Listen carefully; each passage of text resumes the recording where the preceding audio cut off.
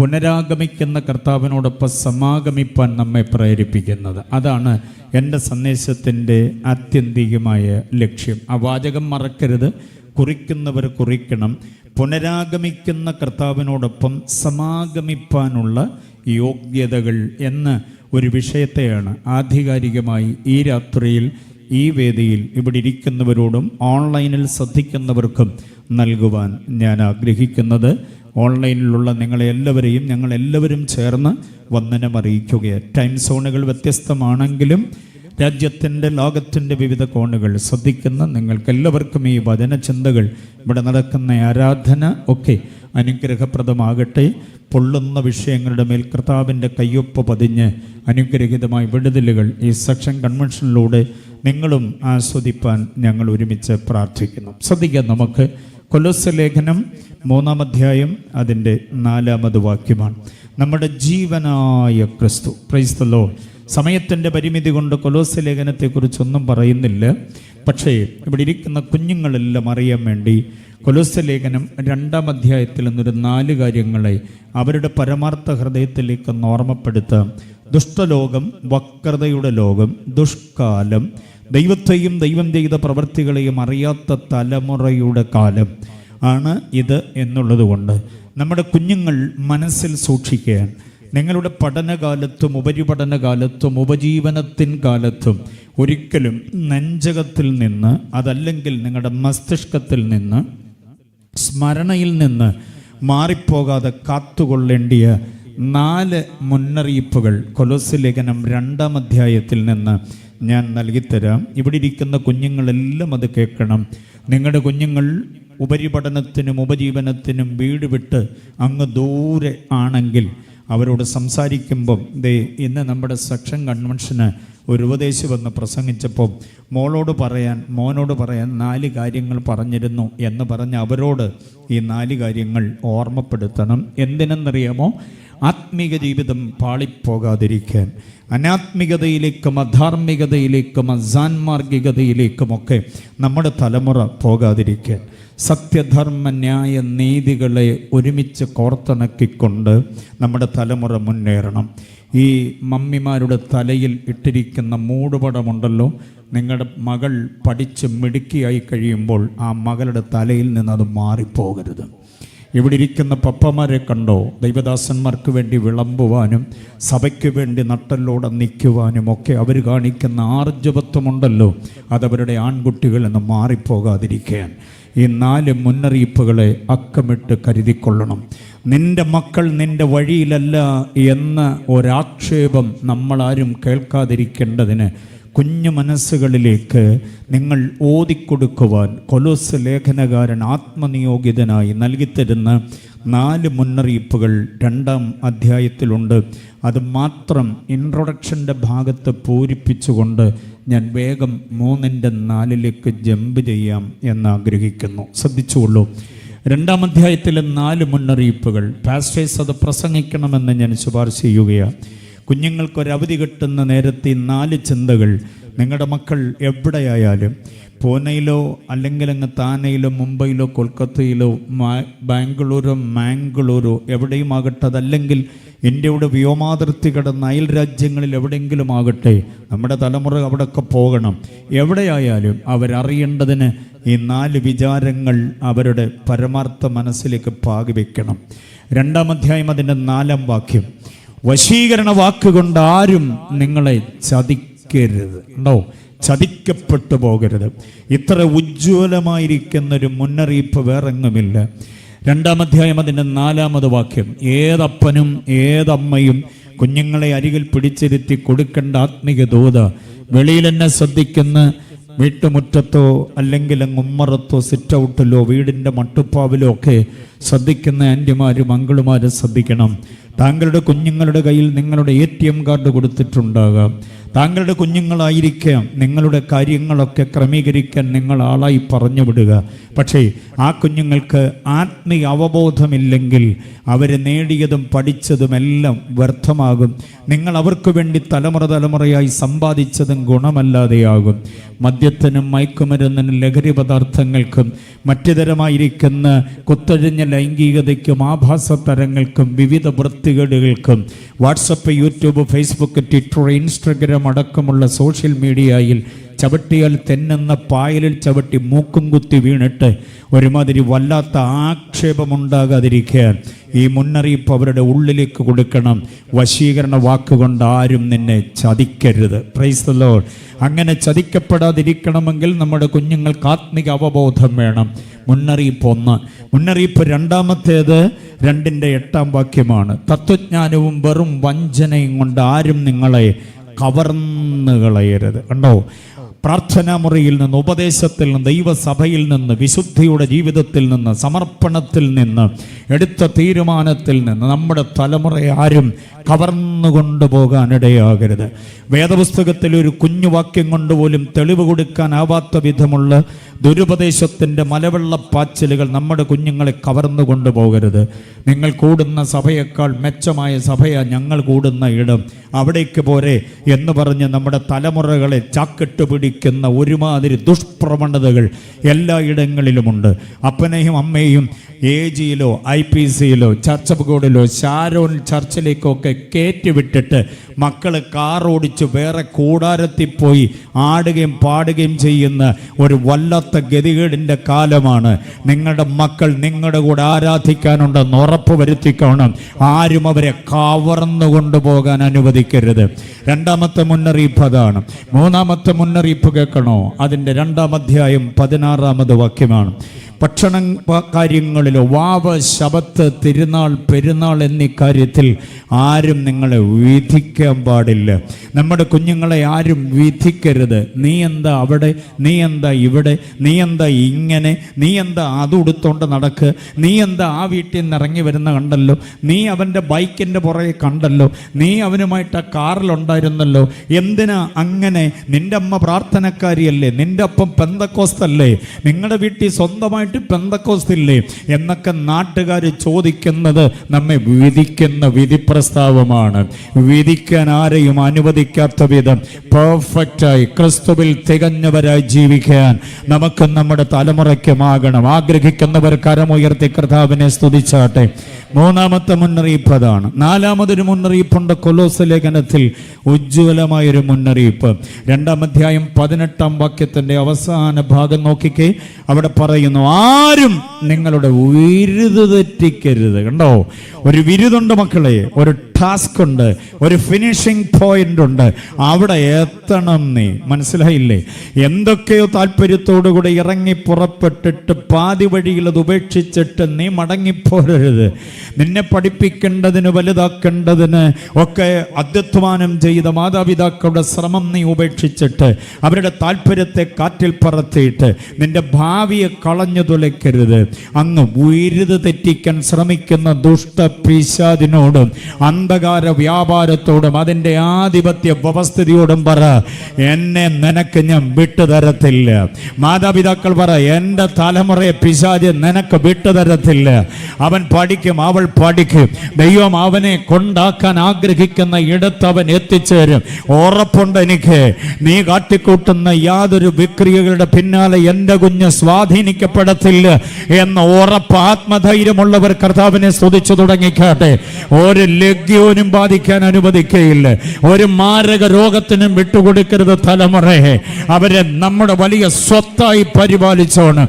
ഈ 4 മുന്നറിയിപ്പുകൾ ഇന്ന് രാത്രി സെക്ഷൻ കൺവെൻഷൻ ആയതുകൊണ്ട് വിവിധ ഇടങ്ങളിൽ നിന്ന് വന്ന നിങ്ങളുടെ എല്ലാവരുടെയും പരമാർത്ഥ മനസ്സിലേക്ക് ഞാൻ പാകി വെക്കുമ്പോൾ വളർന്നു വരുന്ന തലമുറയ്ക്ക് അത് അനുഗ്രഹമാകട്ടെ. യേശുവിന്റെ മടങ്ങി വരവിന് കുറെ കാലം കൂടെ താമസിച്ചാലും ഇവിടെ ഇരിക്കുന്ന ഈ കുരുന്നുകളുടെ കയ്യിലേക്ക് സെക്ഷനും പ്രാദേശിക സഭയൊക്കെ വരുമ്പോൾ പെന്തക്കോസ്തിന്റെ താനിമ നഷ്ടപ്പെട്ടു പോകാതെ അതിൻ്റെ പിതാക്കന്മാരും മാതാക്കളും അനുഭവിച്ച ആ ലെഗസി ഉണ്ടല്ലോ, ആ പൈതൃകം, അത് നഷ്ടപ്പെട്ടു പോകാതെ നമ്മുടെ തലമുറയ്ക്ക് ഉണ്ടാകണം. അത് ആഗ്രഹിക്കുന്നവർ എത്ര പേരുണ്ട്?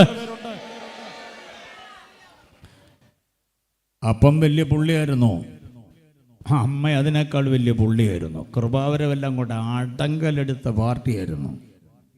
മക്കളെന്തി, മോനെന്തി, മോളെന്തി എന്നൊക്കെ ചോദിക്കണം. നേരെ തലേ ചൊറിഞ്ഞുകൊണ്ട് നിൽക്കുന്നു. കർത്താവിൻ്റെ വേലയ്ക്ക് വേണ്ടി ഇറങ്ങിയില്ല, അത് പോട്ടെ. അഭിഷേകത്തിലുണ്ടോ മക്കളൊക്കെ? പെന്തക്കോസ്തിന്റെ തനത് സംസ്കാരത്തിലുണ്ടോ എന്ന എൻ്റെ ചോദ്യം. ഒത്തിരി ഡോക്ടർമാരെ ഉണ്ടാക്കാനും എഞ്ചിനീയർമാരെ ഉണ്ടാക്കാനും നേഴ്സുമാരെ ഉണ്ടാക്കാനും ഒക്കെ നമുക്ക് പറ്റി. പക്ഷേ യേശുവിൻ്റെ രക്തച്ചുവയുള്ള സുവിശേഷത്തിൻ്റെ പ്രഘോഷണത്തിന് നാവാട്ടമുള്ള ആരെയെങ്കിലുമൊക്കെ രൂപപ്പെടുത്താൻ നമുക്ക് പറ്റിയിട്ടുണ്ടോ എന്നുള്ളതിനെ കുറിച്ചൊരു പുനർവിചാരണയും കൂടെ വേണം. ഓക്കെ, കൊലോസ്യ ലേഖനം ലേഖനങ്ങളുടെ രാജാവാണ്, മറക്കരുത് കുഞ്ഞുങ്ങൾ. ലേഖനങ്ങളുടെ രാജാവാണ്, the king of the epistles. അതാണ് കൊലോസ്യ ലേഖനം. ആ ലേഖനം ഓരോ അധ്യായങ്ങളിലും ഓരോരോ വിഷയങ്ങൾ കൈകാര്യം ചെയ്യുന്നുണ്ട്. ഞാൻ വായിച്ചത്, എനിക്ക് ദൈവാത്മാവ് ചൂണ്ടിക്കാട്ടിയത് 3-ാം അധ്യായം അതിൻ്റെ 4-ാം വാക്യമാണ്. സ്തോത്രം. അതിനകത്ത് ക്രിസ്തുവിനെ അവതരിപ്പിക്കുന്ന ആ പ്രയോഗം എനിക്ക് ഭയങ്കര ഇഷ്ടമാണ്. ആ തുടക്കം കണ്ടോ? നമ്മുടെ ജീവനായ ക്രിസ്തു. എത്ര പേര് സമ്മതിക്കുന്നുണ്ട് ആ കാര്യം? എൻ്റെ ജീവനാ ക്രിസ്തു, ജീവനാ, പ്രാണനാ എന്നൊക്കെ പറയുന്ന സന്തോഷമാണ്. ഈ അടുത്ത കാലത്ത് ഒത്തിരി കൺവെൻഷൻ വേദികൾ എൻ്റെ ചങ്കാന്ന്, എൻ്റെ ആമാശയമെന്ന് പറഞ്ഞില്ലല്ലോ. പൗലോസ് യേശുവിനെ അവതരിപ്പിക്കുന്ന ഒരു അവതരണം ഗംഭീരമാണ്. യേശു എൻ്റെ ജീവനാ. ജീവനുള്ള ദൈവമെന്ന പ്രയോഗം മലയാള ബൈബിളിലുണ്ട്, തെറ്റാത്. ലിപിയന്തരണത്തിലെ മിസ്റ്റേക്കാണ്. ജീവനുള്ള ദൈവമല്ല, ജീവനായ ദൈവമാണ്. ജീവനുള്ള ക്രിസ്തുവല്ല, ജീവനായ ക്രിസ്തുവാണ്. ജീവൻ ഉള്ളതെന്ന് പറഞ്ഞാൽ എൻ്റെ അർത്ഥം ആ ജീവൻ എവിടെ നിന്നോ കിട്ടിയതാണ്. കുറെ കഴിയുമ്പോൾ ആ ജീവൻ നഷ്ടപ്പെടും. പക്ഷെ ജീവനായ എന്ന് പറഞ്ഞാൽ അത് ജീവൻ്റെ ഉറവിടമാണ്. ആ ജീവനിൽ നിന്നാണ് എല്ലാവരിലേക്കും ജീവൻ പകരപ്പെടുക. അതുകൊണ്ട് ഈ പദപ്രയോഗങ്ങളൊക്കെ ഉപയോഗിക്കുമ്പോൾ അത് ശ്രദ്ധിച്ചോണം. ജീവനുള്ള ദൈവം അല്ല, ജീവനായ ദൈവമാണ്. പക്ഷെ വാക്യം നിങ്ങൾക്ക് എടുത്തുകൊണ്ട് വരാൻ പറ്റും മലയാള വേദപുസ്തകത്തിൽ. അപ്പോസ്തലപ്രവൃത്തി 14:15 പറയുന്നത് ജീവനുള്ള ദൈവം എന്നാണ്. തെറ്റ, ജീവനായ ദൈവമാണ്. ആകാശവും ഭൂമിയും സമുദ്രവും അവയിലുള്ള സകലതും ഉണ്ടാക്കിയ ജീവനുള്ള ദൈവം എന്നാണ് മലയാള ബൈബിൾ. തെറ്റ, ജീവനായ ദൈവം എന്ന് തന്നെ പറയണം. സത്യമായ ദൈവം, ജീവനായ ദൈവം, സ്നേഹമായ ദൈവം, ധർമ്മമായ ദൈവം, നീതിയായ ദൈവം, എല്ലാം അതിൻ്റെ ഉറവിടമാണ് ദൈവം. നീതിയുള്ള ദൈവം, സത്യമുള്ള ദൈവം, നേരുള്ള ദൈവം, സ്നേഹമുള്ള ദൈവം. തെറ്റാണ് ദൈവശാസ്ത്രപരമായിട്ട് ആ പ്രയോഗം. ഇടയ്ക്കൊരു അടിക്കുറിപ്പ് അങ്ങനെ പറഞ്ഞെന്നുള്ളതേ ഉള്ളൂ. ജീവനായ ക്രിസ്തു എന്നാണ് യഥാർത്ഥമായി ദൈവശാസ്ത്രത്തിൻ്റെ മനോഹാരിത. ഓക്കെ, ക്രിസ്തുവിനെ അവതരിപ്പിക്കുന്നതിനകത്ത് പൗലോസിൻ്റെ ഒരു ആവിഷ്കാര ഭംഗി ശ്രദ്ധേയമായ ചിന്തനീയമാണ്. ഏത് ലേഖനം എടുത്തു നോക്കിയാലും പൗലോസിൻ്റേത് ഏതെടുത്ത് നോക്കൂ, റോമർ മുതൽ അങ്ങ് എബ്രായ ലേഖനം വരെയുള്ള 14, 13+1 അങ്ങനെയാ 14. കാരണം 13 പൗലോസിൻ്റെ ആധികാരികമായ ഗ്രന്ഥകർത്തൃത്വത്തിൻ്റെ രേഖയുണ്ട്. എബ്രായ ലേഖനത്തിൽ അതില്ല. പക്ഷേ പൊതുവെ നമ്മൾ സൂക്ഷ്മ നിരീക്ഷണ, പരീക്ഷണ, ഗവേഷണ, അന്വേഷണം നടത്തുമ്പോൾ പൗലോസിൻ്റെ തൂലികയുടെ സംഭാവനയാണ് എബ്രായ ലേഖനമെന്ന് മനസ്സിലാക്കാൻ കഴിയും. ഞാൻ അങ്ങനെ വിശ്വസിക്കുന്നത് കൊണ്ട് 14 എന്ന് പറഞ്ഞത്. അതിൻ്റെ ആശയം നിങ്ങളുടെ സ്വാതന്ത്ര്യത്തിന് വിടുക. അപ്പോൾ ഈ 14 ലേഖനങ്ങളിൽ ഏത് നമ്മൾ നോക്കിയാലും അവിടെയെല്ലാം ക്രിസ്തുവിനെ അവതരിപ്പിക്കുന്ന അവതരണത്തിനകത്തെ ആ ഗാംഭീര്യത നമുക്ക് മനസ്സിലാക്കാൻ പറ്റും. നിങ്ങൾക്കതൊന്ന് പഠിക്കാൻ വേണ്ടി ഞാൻ ഈ ജീവനായ ക്രിസ്തുവെന്നുള്ള വിശേഷണ പ്രയോഗത്തെ 1-ാം അധ്യായത്തിൽ നിന്നൊന്ന് വിശദീകരിച്ചു തരാം. ക്രിസ്തുവിനെ അവതരിപ്പിക്കുന്ന പൗലോസിൻ്റെ ആ വാക്കുകൾക്ക് ക്ഷാമമില്ലാത്ത, ഭാഷയ്ക്ക് പരിമിതിയില്ലാത്ത, വർണ്ണനയ്ക്ക് അദ്ദേഹത്തിന് ഒരു പഞ്ഞവുമില്ലാത്ത വിധം തൻ്റെ പ്രാണനാഥനെ അവതരിപ്പിക്കുന്നതിനകത്ത് ഒരു വിശേഷത നമുക്ക് കാണാൻ കഴിയും. ഞാൻ ഈ പറയുന്ന വേദഭാഗം ഒന്ന് ശ്രദ്ധിച്ചു. വായിപ്പിക്കാൻ നേരമില്ല, അതുകൊണ്ട് ഞാൻ അതങ്ങ് പറഞ്ഞു വിടാം.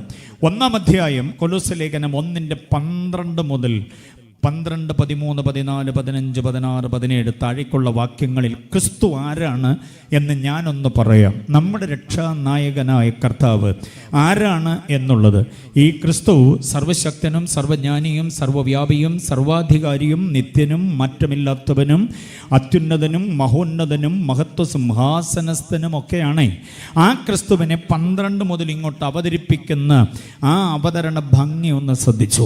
12-ാം അധ്യായം നമ്മെ വെളിച്ചത്തിന് അവകാശിയാക്കിയ ക്രിസ്തു. Praise the Lord. 13-ാം അധ്യായമല്ല, വാക്യമാണ്. 12-ാം വാക്യം വെളിച്ചത്തിന് അവകാശം നൽകിയ ക്രിസ്തു. 13-ാം വാക്യം നമ്മെ ഇരുട്ടിൻ്റെ അധികാരത്തിൽ നിന്ന് വിടുവിച്ച് സ്നേഹസ്വരൂപനായ ക്രിസ്തു. ഹല്ലേലൂയ. ഇരുട്ടിൻ്റെ ആധിപത്യത്തിലായിരുന്നു. അതാ നമ്മൾ ആദ്യം കേട്ട സന്ദേശം. കണ്ടില്ലേ? രക്തസ്രവമെന്ന ഒരു വല്ലാത്ത ആധിപത്യം. 6000-ഓളം ഭൂതങ്ങൾ ഒരുമിച്ച് ആധിപത്യമുറപ്പിച്ച, ആ അധിവാസമുറപ്പിച്ച ഒരു വ്യക്തി അനുഭവിച്ച അടിമത്വം ആ ഇരുട്ടിൽ നിന്ന് വിടുവിച്ചു കൊണ്ടുവന്ന് കർത്താവിൻ്റെ പ്രവൃത്തി. അപ്പം ഇരുട്ടിൻ്റെ അധികാരത്തിൽ നമ്മെ വിടുവിച്ച ക്രിസ്തു. അതാണ് 13-ാം വാക്യം. 14-ാം വാക്യം നമ്മുടെ വീണ്ടെടുപ്പുകാരനായ ക്രിസ്തു. സ്തോത്രം ചെയ്യാൻ തോന്നുന്നുണ്ടോ? വീണ്ടെടുപ്പ് എങ്ങനെ സാധ്യമായത്? നാം കുന്നുകയറി മലയിറങ്ങി പുഴ താണ്ടി കടൽ നീന്തിയപ്പോഴല്ല, ദേഹം മുറിച്ച് ചോര അർപ്പണം ചെയ്തപ്പോഴല്ല, നരബലിയും മൃഗബലിയും ചെയ്തപ്പോഴല്ല, ദേഹദണ്ഡന പ്രക്രിയ കൊണ്ടല്ല നമുക്ക് വീണ്ടെടുപ്പ് സാധ്യമായത്. യേശു തൻ്റെ പുണ്യാഹ രക്തം നമുക്ക് വേണ്ടി ഒഴുക്കിയപ്പോഴാ വീണ്ടെടുപ്പ് സാധ്യമായത്. ആ വീണ്ടെടുപ്പുകാരനായ ക്രിസ്തുവിനെയാ 14-ാം വാക്യത്തിൽ കാണാൻ കഴിയും. 15-ാം വാക്യം എന്താണെന്നറിയാമോ? The exact image of God എന്ന് പറഞ്ഞാൽ ദൈവത്തിൻ്റെ പ്രതിമയായ ക്രിസ്തു. സാക്ഷാൽ സത്യദൈവം എന്താണോ അത് തന്നെയാണ് ക്രിസ്തുവെന്ന ദൈവശാസ്ത്രത്തിൻ്റെ ഉജ്ജ്വലമായ അവതരണം. 15-ാം വാക്യം 1:15. ഇനി 1:16 നോക്കൂ. ആ വാക്യം നോക്കിയാൽ സൃഷ്ടിതാവായ ക്രിസ്തു ഒന്നും അവനെ കൂടാതെ അല്ല ഉളവായതെന്ന് യോഹന്നാൻ 1:3 പറഞ്ഞിട്ടുണ്ട്. ഇവിടെ പൗലോസ് 16-ാം വാക്യത്തിൽ പറയുന്നു, അവനാലും അവൻ നിമിത്തവും അവൻ മുഖാന്തരവും അവന് വേണ്ടിയും സകലതുമുളവായി. ഹല്ലേലൂയ. എത്ര പേര് വിശ്വസിക്കുന്നുണ്ടത്? പാഞ്ചിയ എന്ന ഭൂഖണ്ഡം പൊട്ടിത്തെറിച്ച് 5-6 ഭൂഖണ്ഡമായത് ഉള്ളതല്ല. കുരങ്ങൻ്റെ വാല് മുറിഞ്ഞ് രോമം കൊഴിഞ്ഞ് കാട്ടിലൂടെ തുണി ഉടുക്കാതെ നടന്ന കുരങ്ങൻ നാട്ടിലൂടെ ഇറങ്ങി ചുരിദാറും സെൽവാറും ഫാൻഷൻ ഷർട്ടും മുണ്ടും കൈലി ഉടുപ്പ് ഉടുത്തപ്പം മനുഷ്യനായതല്ല. വിശ്വസിക്കുന്നില്ലേ അങ്ങനെ? ആണോ? അല്ല, നിങ്ങളുടെ ഇരിപ്പ് കണ്ടപ്പോൾ ഞാനോർത്ത് നിങ്ങൾ മറ്റേതാ വിശ്വസിക്കുന്നതെന്ന്. അപ്പോൾ ഈ പരിണാമ സിദ്ധാന്തത്തെ എല്ലാം കൂടെ തൂത്തെറിഞ്ഞുകൊണ്ടൊരു ഗംഭീര പ്രയോഗമാണ് 16-ാം വാക്യം. അവനാ സകലത്തിൻ്റെ സൃഷ്ടിതാവ്. ഹല്ലേലൂയ. നമ്മുടെ ചില സ്വഭാവത്തിൻ്റെ ചേഷ്ടയൊക്കെ കണ്ട മറ്റേ പുള്ളി പറഞ്ഞാൽ ശരിയെന്ന് തോന്നിപ്പോകും. ഈ മൂത്ത നമ്മുടെ വല്യപ്പൻ മറ്റേ ആളാണെന്ന് തോന്നിപ്പോകും. അങ്ങനെ ചില സ്വഭാവത്തിന് വൈകൃതങ്ങളും വൈകല്യങ്ങളും ഉണ്ടെങ്കിലും യാഥാർത്ഥ്യം അതല്ല. നിലത്തെ മണ്ണുകൊണ്ട് മനുഷ്യനെ നിർമ്മിച്ചിട്ട് അവൻ്റെ മൂക്കിൽ ജീവശ്വാസം ഊതി ഈ കുന്നും പുഴയും മലയും താഴ്വരയും സമതലവും മരുഭൂമിയും കടലുകളും എല്ലാം അഗാധ ഗർത്തങ്ങളടക്കം അങ്ങ് തലയ്ക്കുമീതെ നീലാകാശത്തിൽ വാരി നിരത്തിയിരിക്കുന്ന കോടാനുകോടി നക്ഷത്രജാലങ്ങൾ, ഗ്രഹങ്ങൾ, ഉപഗ്രഹങ്ങൾ, ഈ ചവിട്ടി നിൽക്കുന്ന ഭൂമിയിലുള്ള എത്ര ലക്ഷക്കണക്കിന് പ്രാണികൾ, പറവകൾ, കാട്ടുമൃഗങ്ങൾ, നാട്ടുമൃഗങ്ങൾ, അവയ്ക്കൊക്കെ വേണ്ടുന്ന ആഹാരം അതതിൻ്റേത് വിളമ്പിക്കൊടുക്കാനുള്ളൊരു സൃഷ്ടിതാവ്. തേൻ വേണ്ടുന്നവയ്ക്ക് തേൻ, മീൻ വേണ്ടുന്നവയ്ക്ക് മീൻ, ഈ കിഴങ്ങ് വേണ്ടുന്നവയ്ക്ക് കിഴങ്ങ്, പുല്ല് വേണ്ടുന്നവയ്ക്ക് പുല്ല്, മാംസം വേണ്ടുന്നവയ്ക്ക് മാംസം, ചോര വേണ്ടുന്നവയ്ക്ക് കുത്തിയെടുത്ത് കുടിക്കാൻ ഇഷ്ടം പോലെ. അങ്ങനെ എല്ലാറ്റിനും ഒന്നിനും പട്ടിണി മരണമില്ലാതെ നടത്തുന്ന ഒരു സൃഷ്ടിതാവ് നമ്മുടെ വീണ്ടെടുപ്പുകാരനാണെന്ന് 16-ാമത് വാക്യം. ഹല്ലേലൂയ. 17-ാം വാക്യം ഞാൻ പറയാൻ തുടങ്ങിയ ഇന്ന് രാത്രിക്ക് നീളമില്ലാതെ വരും. പപ്പമാരും മമ്മിമാരെല്ലാം ശ്രദ്ധിച്ചോണം. 17-ാം വാക്യം ഭയങ്കര തിയോളജിയാണ്. ഒന്നാമത്തെ 2 കാര്യം അതിനകത്ത്. ഒന്ന്, സർവത്തിനു മുൻപ് ഉള്ളവൻ എന്ന് പറയാം. എന്ന് പറഞ്ഞാൽ നിത്യനായവൻ. ഇന്നലെ തുടങ്ങിയിട്ട് നാളെ ഒടുങ്ങിയതല്ല. ബെത്ലഹേമിൽ തുടങ്ങി ഗോൽഗോഥായിൽ തീർന്നതല്ല. സർവ്വത്തിനും മുൻപേ എന്ന് പറഞ്ഞാൽ ഈ ആകാശഭൂമികൾ ഉണ്ടാകുന്നതിന് മുൻപേ, ആദമുണ്ടാകുന്നതിന് മുൻപേ ഒരാദി ഉണ്ടെങ്കിൽ ആ ആദിയിലെ ഉണ്ടായവനല്ല, ഉള്ളവനാണ് ക്രിസ്തു. ഹല്ലേലൂയ. ശൂരനാട് കേൾക്കണേ. ആദി എന്ന് പറയുന്ന ഒരിടപാട് മോശ കണ്ടെത്തുന്നത് ആകാശഭൂമികളുടെ ആദിയാണ്. മനസ്സിലായോ? ആകാശഭൂമികളുടെ ആദിയാ. മോശ പഴയ നിയമഭക്തവായതുകൊണ്ട് അവിടെ മുതലുള്ളതേ പുള്ളി കണ്ടിട്ടുള്ളൂ. പക്ഷെ പുതിയ നിയമത്തിൻ്റെ പ്രവാചക വരേണ്യൻ യോഹന്നാൻ കാണുന്ന ആദി ഏതാണെന്നറിയാമോ? ആകാശഭൂമിയുടെ ആദിയല്ല. ആദിയിൽ വചനം ഉണ്ടായിരുന്നു. ഉണ്ടാക്കിയെന്നല്ല, ഉണ്ടായിരുന്നു. അപ്പൊ ആകാശഭൂമികൾക്ക് ആദി ഉണ്ടെങ്കിൽ അതിനപ്പുറത്തെ ഉള്ളവനാണ് നമ്മുടെ കർത്താവ്. അത് പൗലോസ് കൊലോസ്യ ലേഖനം 1:17 പറയുന്നു, ആദിയിലെ ഉള്ളവൻ, സർവ്വത്തിനും മുൻപേ ഉള്ളവൻ എന്ന് പറഞ്ഞാൽ ശൂരനാട് കേൾക്കാൻ വേണ്ടി പറയുക. സോളമൻ ചാന്റെ പരിചയത്തിൽ ഇതിന്റെ ചുറ്റുവട്ടത്തിൽ ഇഷ്ടം പോലെ മൈക്ക് അങ്ങ് വിശാലമായി കൊടുത്തിട്ടുണ്ടെന്ന് എനിക്ക് തോന്നുന്നു. അങ്ങനെയാണെങ്കിൽ കേട്ടോണം, അങ്ങും ഇങ്ങുമൊക്കെ തങ്ങി നിൽക്കുന്നവരൊക്കെ കേട്ടോണം. ഞങ്ങളിവിടെ പാടുന്ന പ്രസംഗിക്കുന്ന ഈ കർത്താവിനുണ്ടല്ലോ 6000-ഓളം ഭൂതാത്മാക്കളെ തുരത്തിയ രക്തസ്രവക്കാരി സ്ത്രീയെ ഒറ്റ സ്പർശനം കൊണ്ട് സൗഖ്യമാക്കി ഈ കർത്താവിന് കഴിഞ്ഞിടയ്ക്ക് കിട്ടിയ ഇന്ദ്രജാലം മഹേന്ദ്രജാലമല്ല.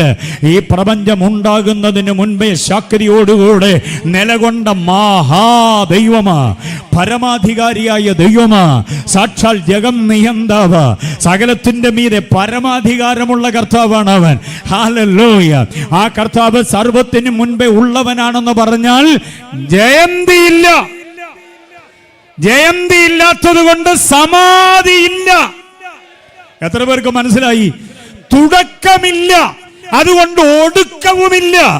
ആരംഭമില്ല, അതുകൊണ്ട് അവസാനവുമില്ല. അവനിൽ വിശ്വസിക്കുന്നവൻ ഒടുങ്ങിപ്പോകാതെ അവനെ ഉയർത്താൻ കഴിയുന്ന, അവന് നിത്യത കൊടുക്കാൻ കഴിയുന്ന ഒരൊറ്റ ദൈവം, അതാണ് നിത്യനായ യേശു. ഹല്ലേലൂയ. 17-ാം വാക്യത്തിൽ രണ്ടാമതൊരു ഭാഗമുണ്ട്. Praise the Lord. രണ്ടാമതൊരു ഭാഗമുണ്ട്. എന്താണെന്നറിയാമോ? സർവത്തിനും ആധാരമായ ക്രിസ്തു. അതിന് നിങ്ങൾ സ്വോത്രം പറഞ്ഞില്ല. അത് എന്തുവാന്ന് മനസ്സിലായില്ല. ആകപ്പാടെ നമുക്ക് വസ്തുവിൻ്റെ ആധാരമേ അറിയത്തുള്ളൂ, അല്ലേ? അതുകൊണ്ട് ഈ ആധാരം എന്തുവാന്ന് മനസ്സിലായില്ല. അതുകൊണ്ടാണ് സ്വോത്രം പറയാൻ. ആധാരമായ ക്രിസ്തു എന്നൊക്കെ ഞാൻ ജങ്കു പൊട്ടി പറഞ്ഞപ്പോൾ എൻ്റെ ഒരു പ്രത്യാശ ഒരു ഹല്ലേലൂയ പറയുമെന്നായിരുന്നു. സാധിക്കാത്ത ആഗ്രഹങ്ങളുടെ കൂട്ടത്തിൽ അതുകൂടെ കിടക്കട്ടെ. സർവത്തിനും ആധാരം എന്ന് പറഞ്ഞാൽ എന്തുവാണെന്നറിയാമോ? ഹാർട്ടിന്റെ ആധാരം കർത്താവിൻ്റെ കയ്യിലാണ്. യൂട്ടസിന്റെ ആധാരം കർത്താവിൻ്റെ കയ്യിലാണ്. ആൻറ്റി, തലച്ചോറിനകത്ത് ഏതാണ്ട് ഉണ്ടായെന്ന് പറഞ്ഞില്ലേ? തലച്ചോറിന്റെ ആധാരം കർത്താവിൻ്റെ കയ്യിലാണ്. മോളെ, നിന്റെ ഭാവിയുടെ ആധാരം കർത്താവിൻ്റെ കയ്യിലാണ്. മോനെ, നീ വിദ്യാഭ്യാസം ചെയ്യുന്നതിന്റെ ആധാരം, അതിന്റെ ഭാവി ഉണ്ടല്ലോ, അത് നിന്റെ അമ്മാച്ചന്റെ, ഉപ്പാപ്പന്റെ, കൊച്ചപ്പന്റെ കയ്യിലല്ല. ആ ആധാരം വഹിക്കുന്നത് കർത്താവാണെന്ന് വിശ്വസിക്കുന്നവർ എത്ര പേരുണ്ട്? എന്റെ കുഞ്ഞ് എവിടെ എത്തും, എന്റെ മോൾ എവിടെ എത്തും എന്നോർത്ത് നീ വേവലാതിപ്പെടണ്ട. ആധാരം മുറുകെ പിടിച്ചിരിക്കുന്ന ഒരുവനുണ്ട്. അത് അവന്റെ കയ്യിൽ തട്ടിയെടുക്കാൻ ആർക്കും കഴിയില്ല. വിശ്വസിക്കുന്നവർ കർത്താവിനെ സ്തുതിക്ക്. ഒരു മന്ത്രവാദിക്കും പറ്റത്തില്ല നിന്റെ തലമുറയെ അന്യാധീനപ്പെടുത്താൻ. ഒരു ദുർമന്ത്രവാദിക്കും പറ്റത്തില്ല. വിശ്വസിക്കുന്നവർ കർത്താവിനെ മഹത്വപ്പെടുത്ത്. ഇന്ന് രാത്രി സമയം നോക്കണ്ട. കർത്താവ് ഇറങ്ങി വരികയാ. ചില വ്യക്തികളെ തൊടുകയാ, ചില ശരീരങ്ങളെ കർത്താവ് സ്പർശിക്കുകയാ, ചില ഭൂതാത്മാക്കൾ വിട്ടുമാറുന്ന രാത്രിയാ. യെസ്, ഓ ഹല്ലേലൂയ. ആധാരം കയ്യിലുള്ള കർത്താവ്. ആമേൻ. കർത്താവിന് ചില പദ്ധതികളുണ്ട് നമ്മുടെ തലമുറയെക്കുറിച്ച്, ഓരോ പ്രാദേശിക സഭകളെക്കുറിച്ച്, ഓരോ ശുശ്രൂഷകന്മാരെക്കുറിച്ച്. ഓരോരുത്തരെയും നിയമിച്ച ഓരോ കാലഘട്ടത്തിൽ അവരെന്തൊക്കെ നിർവഹിക്കണമെന്ന കർത്താവിന് പദ്ധതിയുണ്ട്. അതിൻ്റെ ആധാരം കമ്മിറ്റിയുടെ കയ്യിലല്ല, കർത്താവിൻ്റെ കയ്യിലാണ്. ആരാണ്ട് ഏതാണ്ട് പറഞ്ഞെന്നും പറഞ്ഞ് പേടിച്ച് പുറകോട്ട് പോകരുത്. ആധാരം കയ്യിലുള്ളവനാ പിടിച്ചിറക്കി വിട്ടത്. കർത്താവാണ് ഉപയോഗിക്കുക. ഒരു വരച്ചിട്ടിട്ട് പിശാച് പറയും ഇതിനപ്പുറത്തോട്ട് നീ പോകരുത്, ഇത്രയും നാൾ പ്രസംഗിച്ചത് മതി, ഇനി നീ പ്രസംഗിക്കണ്ട, ഇനി നീ പാടണ്ടെന്നൊക്കെ പറഞ്ഞാൽ പറ, ആധാരം എൻ്റെ കർത്താവിൻ്റെ കയ്യിലാ. ആധാരം കയ്യിലുള്ളവൻ ഇന്ന് രാത്രി അത് ഒന്നുകൂടെ എടുത്ത് നിന്റെ നേരെ വീശുകയാണ്. ചില മുടങ്ങിയ വഴികളുണ്ടല്ലോ, ചില മുടങ്ങിയ ഇടപാടുകളുണ്ടല്ലോ, ചില അടഞ്ഞ വാതിലുകളുണ്ടല്ലോ, ഈ സെക്ഷൻ കൺവെൻഷനിൽ തുറക്കപ്പെടുക. ആധാരം കയ്യിലുള്ളവൻ. Yes, thank you Jesus. കർത്താവിന്റെ കൃപ വ്യാപരിക്കപ്പെടട്ടെ. ഹല്ലേലൂയ. 18-ാം വാക്യം എന്താണെന്നറിയാവോ? സഭയുടെ തലയായവൻ. ദൈവസഭയുടെ തലയാരാ? കർത്താവാ. ആ ക്രിസ്തുവെന്ന തലയോട് യുക്തമായി നാം ഏകീഭവിക്കണം. സഭയുടെ തലയായ ക്രിസ്തു. 19. ഇനി 19-ാം വാക്യം നോക്കി. 18 സഭയുടെ തല. 19-ാം വാക്യം, ദൈവത്തിന്റെ സർവ്വസമ്പൂർണതയായ ക്രിസ്തു എന്ന് പറഞ്ഞാൽ ദൈവത്തിന് എന്തൊക്കെ ക്വാളിറ്റി ഉണ്ടോ അതെല്ലാം ക്രിസ്തുവിലുണ്ട്. ഇവിടുത്തെ ഏതെങ്കിലും ഒരു മനുഷ്യനെ പിടിച്ചിട്ട് ദൈവം ആക്കിയതല്ല, ദൈവം മനുഷ്യനെ ഇങ്ങോട്ട് വന്നതാണ്. അതുകൊണ്ട് ദൈവത്വ ഗുണങ്ങളെല്ലാം അവനിൽ സമ്മേളിക്കപ്പെട്ടിട്ടുണ്ട്. ഞാൻ മുമ്പേ പറഞ്ഞ പോലെ സർവശക്തന, സർവജ്ഞാനിയ, സർവവ്യാപിയ, സർവാധികാരിയ, നിത്യന, മാറ്റമില്ലാത്തവന, അത്യുന്നതന, സൽഗുണ സമ്പൂർണന, മഹോന്നതന, മഹത്വ സിംഹാസനസ്ഥന. കണ്ടോ, സർവത്തിൻ്റെയും മീതെ പരമാധികാരമുള്ളവന, നമ്മുടെ കോട്ടയ, സങ്കേതമാ, ശരണമാ, ശൈലമാ, രക്ഷയാ, നമ്മുടെ ദുർഗമാ, നമ്മുടെ ആഭയസ്ഥാനമാ. അതൊക്കെ ഓർത്തോണം. ഇതെല്ലാം കൈയാളുന്നവൻ. അതുകൊണ്ടാണ് യേശുവിനെ ദൈവമെന്ന് വിളിക്കുന്നത്. യേശു ദൈവമാണെന്ന് വിശ്വസിക്കുന്ന എത്ര പേരുണ്ട്? ഒത്തിരി ദൈവങ്ങളുള്ള കൂട്ടത്തിൽ ഒരു കുട്ടി ദൈവമല്ല എൻ്റെ യേശു. യേശുവല്ലാതെ ഒരു ദൈവം വേറെ ഇല്ല എന്ന് പറയുമ്പോ അത് പറയുന്നത് ഞങ്ങൾ മതപരമായ ഒരു ആവേശത്തിലല്ല, പകരം അകത്ത് വ്യാപരിക്കുന്ന ദൈവശക്തിയുടെ ആവേശത്തിലാണ്. യേശു സത്യദൈവമോ. ഹല്ലേലൂയ. ആമേൻ. അതാ 19-ാം വാക്യം. 20-ാം വാക്യം കേൾക്കണോ? വിശേഷമാണ് 20-ാം വാക്യം. 20-ാം വാക്യം പറയുന്നത് ക്രൂശിൽ ചൊരിഞ്ഞ രക്തം കൊണ്ട് സമാധാനം ഉണ്ടാക്കിയ ക്രിസ്തു. രക്തം എന്ന് കേൾക്കുമ്പോഴേ നമുക്ക് ബോധക്കേടാണല്ലോ. രക്തം കാണുമ്പോഴും കേൾക്കുമ്പോഴും നമ്മുടെ സമാധാനം പോകും. പക്ഷേ യേശുവിൻ്റെ പ്രത്യേകത എന്താണെന്നറിയോ? രക്തം കൊണ്ട് സമാധാനം ഉണ്ടാക്കി. ഒരു സ്വത്രം പറഞ്ഞേ പറ്റുള്ളൂ. രക്തം കൊണ്ട് സമാധാനം ഉണ്ടാക്കി. നിഷ്കളങ്കമായ, വിലയേറിയതായ, കുറ്റമില്ലാത്തതായ, നീതിയുള്ളതായ, നിർദോഷമായ രക്തം എനിക്ക് നിങ്ങൾക്കും വേണ്ടി കാൽവരിയിൽ ചിന്തി. എന്നിട്ട് നമുക്ക് സമാധാനം ഉണ്ടാക്കി. സ്വത്രം. കാൽവരിയിലെ വ്യഥകളെയൊക്കെ പാടണം, പഠിക്കണം. കണ്ടാലും കാൽവരിയിൽ എന്നൊക്കെയുള്ള പാട്ടൊക്കെ പാടിക്കെട്ടതിൽ വളരെ സന്തോഷം. കർത്താവിൻ്റെ ക്രൂശ് മരണത്തെയും രക്താർപ്പണ വീണ്ടെടുപ്പിൻ്റെ പദ്ധതികളെയൊക്കെ ധ്യാനിക്കണം നമ്മൾ. മനസ്സിലായില്ലേ? അതൊക്കെ നമ്മുടെ ആത്മീയ ആവേശം നൽകുക. കുഞ്ഞുങ്ങളോട് ഞാൻ പറയാം, പാട്ടുകാര് അടക്കം കേൾക്കാൻ വേണ്ടി പറയാം, ഗത്സമനയും ഗബ്ബഥയും ഗോൽഗോഥായും ധ്യാനിക്കാത്തൊരാരാധന വേണ്ട. ഗത്സമനയിൽ വീണുകിടന്ന യേശു, ഗബ്ബഥായിൽ നമുക്ക് വേണ്ടി തകർക്കപ്പെട്ട യേശു, ഗോൽഗോഥായിൽ നമുക്ക് വേണ്ടി തറയ്ക്കപ്പെട്ട ഒരു യേശു. കുഞ്ഞുങ്ങൾ കേൾക്കുന്നുണ്ടോ? കുഞ്ഞുങ്ങൾ മക്കളുമാർ കേൾക്കുന്നുണ്ടോ? ഗത്സമന, ഗബ്ബഥ, ഗോൽഗോഥ. 3G എന്നോർത്തിരുന്നാൽ മതി. 3G എന്ന് പറയാൻ കാരണം ഇത് 3 G എന്ന അക്ഷരത്തിൽ ആരംഭിക്കുക. ഗത്സമന, ഗബ്ബഥ. ഗബ്ബഥയുടെ മലയാളം എന്താ? കൽത്തളം. കൽത്തളത്തിലായ യേശുവിനെ തകർക്കുന്നത്, പുറമടി ചുഴവിചാല പോലെ കീറിയതും തല തല്ലി പൊളിച്ചതും ഒക്കെ. സെക്ഷനോട് ഞാനൊരു ചോദ്യം ചോദിച്ചോട്ടെ. ചോദ്യം ചോദിക്കുന്നത് നിങ്ങളുടെ മനസ്സൊക്കെ ഒന്ന് ഫ്രഷ് ആകാനും ചിന്തിക്കാനും ഒക്കെ ആയിട്ട്. യേശുവിൻ്റെ മുഖത്ത് തുപ്പിയവരല്ലേ? മുഖത്ത് കന്നത്ത് അടിച്ചു. തുപ്പുകയും പിന്നെ എൻ്റെ ചോദ്യം ഇതാ, അടിച്ചിട്ട് തുപ്പിയോ തുപ്പിയിട്ട് അടിച്ചോ? എന്തൊരു മൗനം. ശൂരനാട് മൊത്തം അങ്ങ് മൗനമായിരുന്നു. യേശുവിൻ്റെ മുഖത്ത് തുപ്പിയിട്ടാണോ അടിച്ചത്, അടിച്ചിട്ടാണോ തുപ്പിയത്? ന്യായമായിട്ട് എന്തോ എന്ന് പറ. തുപ്പിയ ശേഷം അടിച്ചവൻ്റെ കയ്യിൽ എന്തോ ചെയ്യും? അത് പറ്റും. മത്തായി സുവിശേഷം 26:67 വാക്യം നോക്കണം. അവർ അവന്റെ മുഖത്ത് തുപ്പി കന്നത്തടിച്ചു. അങ്ങനെ എഴുതിയിരിക്കുന്നത്. ഓർഡർ തെറ്റിയാണോ മത്തായി എഴുതിയേ? തുപ്പിയിട്ട് അടിച്ചെന്നാ എഴുതിയേക്കുന്നത് അല്ലെ? വായിച്ചു നോക്കി. അവരവന്റെ മുഖത്ത് തുപ്പി. കന്നത്ത് എന്തോ ചെയ്തു? തല വല്ലാതെ പുകഞ്ഞു പോയൊരു സംഭവമാണ്. ആരെങ്കിലുമൊക്കെ ഒരാളെല്ലാവരും തുപ്പി, ഒത്തിരി പേര് തുപ്പിയിട്ടുണ്ടാവും. ഒരു പടയാളി തുപ്പിയപ്പോൾ ബാക്കിയുള്ളവനൊക്കെ നരാധമന്മാരാ, പടപടപടപടാന്ന് തുപ്പിക്കാണും. ഒരു മനുഷ്യനെ, പ്രത്യേകിച്ച് ഒരു പുരുഷനെ ആക്ഷേപിക്കുന്നതിൻ്റെ ഏറ്റവും പരമാവധിയായിട്ടുള്ളൊരു കാര്യമാണ് മുഖത്ത് തുപ്പുക എന്ന് പറഞ്ഞാൽ. അതിൽ കൂടുതൽ ആക്ഷേപമൊന്നും ഇല്ല. പിന്നെ അപ്പോൾ ഒരാളല്ല, ഒത്തിരി പേര് തുപ്പിയിട്ടുണ്ടാവും.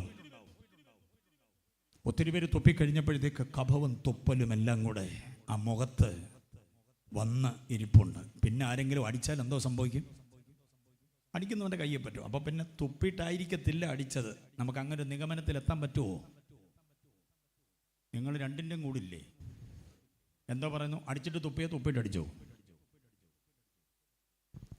ഞാൻ അവിടെ ഇല്ലായിരുന്നേ എന്നുള്ളതാണ് നിങ്ങളുടെ ഭാവം. തുപ്പിയിട്ടടിച്ചു എന്ന് പറയുമ്പോൾ കയ്യെ പറ്റും. അതുകൊണ്ട് അടിച്ചിട്ടായിരിക്കും തുപ്പിയത് എന്നൊരു നിഗമനത്തിലെത്തണ്ട. തുപ്പിയിട്ട് തന്നെ അച്ഛാ അടിച്ചേ. മീഖ പ്രവചനം 5-ാം അധ്യായം 1-ാം വാക്യം നോക്കണം. മീഖ 5:1 അവിടെ വായിക്കുന്നു, അവർ വടി കൊണ്ട് അവന്റെ ചെകിട്ടത്തടിച്ചു. എന്തുകൊണ്ട് അടിച്ച്? മുഖമെല്ലാം തുപ്പി വച്ചിരിക്കുക പലരും. തുപ്പലും കഫവും കൊണ്ട് മുഖം വികൃതമാ. അപ്പൊ പിന്നെ കൈ കൊണ്ട് ആരും അടിക്കത്തില്ല. പിന്നെ എന്തുകൊണ്ടാ അടിച്ചേ?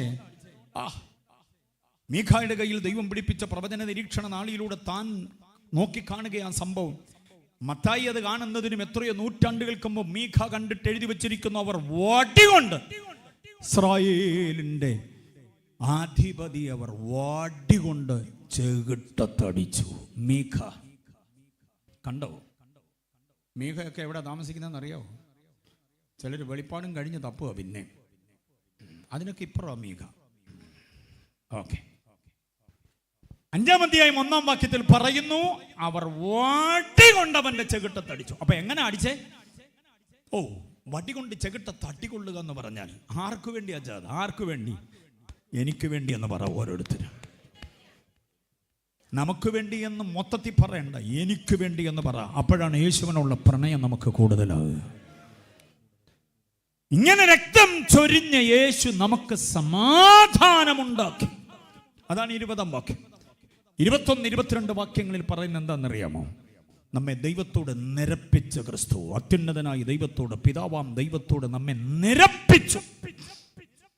അതാണ് 21, 22 വാക്യങ്ങളിൽ നമുക്ക് കാണാൻ കഴിയുക. ദൂഷകരും അകന്നവരും അവിശ്വസ്തരുമൊക്കെ ആയിരുന്ന നമ്മെ ദൈവത്തോട് നിരപ്പിക്കനെ യാഗങ്ങളോ യോഗങ്ങളോ കർമ്മങ്ങളോ കാണ്ഡങ്ങളോ ഒന്നും ഉപകരിക്കാതെ വന്നപ്പോ തൻ്റെ ദേഹം കൊണ്ട് യാഗം നടത്തി പാപപരിഹാരം വരുത്തി നമ്മെ ദൈവത്തോട് കർത്താവ് നിരപ്പിക്കുകയായിരുന്നു. സ്തോത്രം ചെയ്താട്ട് കരങ്ങൾ ഉയർത്തി. ഇനി ഒറ്റ ജമ്പ് ഞാൻ ചെയ്യുന്നു. 27-ാം വാക്യം. മഹത്വത്തിന്റെ പ്രത്യാശയായ ക്രിസ്തു നിങ്ങളിൽ എന്തോ ചെയ്യുന്നു? വസിക്കുന്നു എന്ന മഹത്വത്തിന്റെ പ്രത്യാശ. യേശുവിനോട് കൊടുത്തിരിക്കുന്ന പ്രത്യേക പേരുണ്ടോ? മഹത്വത്തിന്റെ പ്രത്യാശ. ആ പ്രത്യാശയെ ക്രിസ്തു എവിടെ വസിക്കുന്നെന്നാ? അപ്പം നമ്മളിൽ യേശു വസിക്കുന്നു. എത്ര പേർക്ക് ഉറപ്പുണ്ട് എന്ന് പറഞ്ഞാൽ അവിടെ 27-ാം വാക്യത്തിൽ കൊടുക്കേണ്ടത് നമ്മിൽ അധിവാസം ചെയ്യുന്ന ക്രിസ്തു. ക്രിസ്തു അകത്തുണ്ടെന്ന് ബോധ്യമുള്ളവർ കർത്താവിനെ സ്തുതിച്ചേ.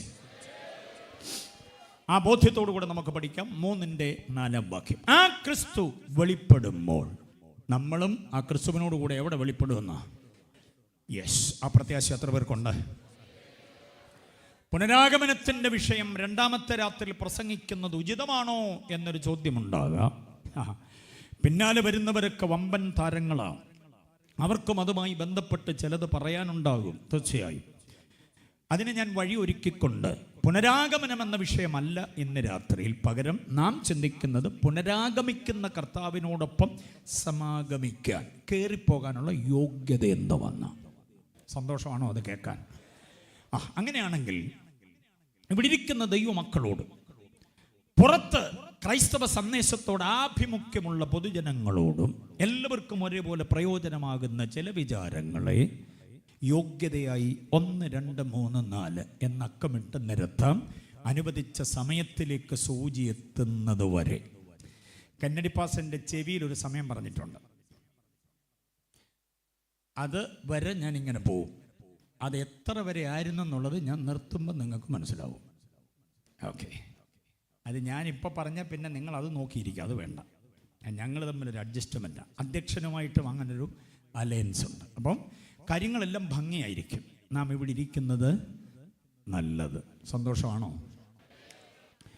കർത്താവിൻ്റെ വരവെങ്കിൽ എടുത്തുകൊള്ളപ്പെടുന്നത് ആരാ? ക്രിസ്ത്യാനികളെല്ലാം പോവും.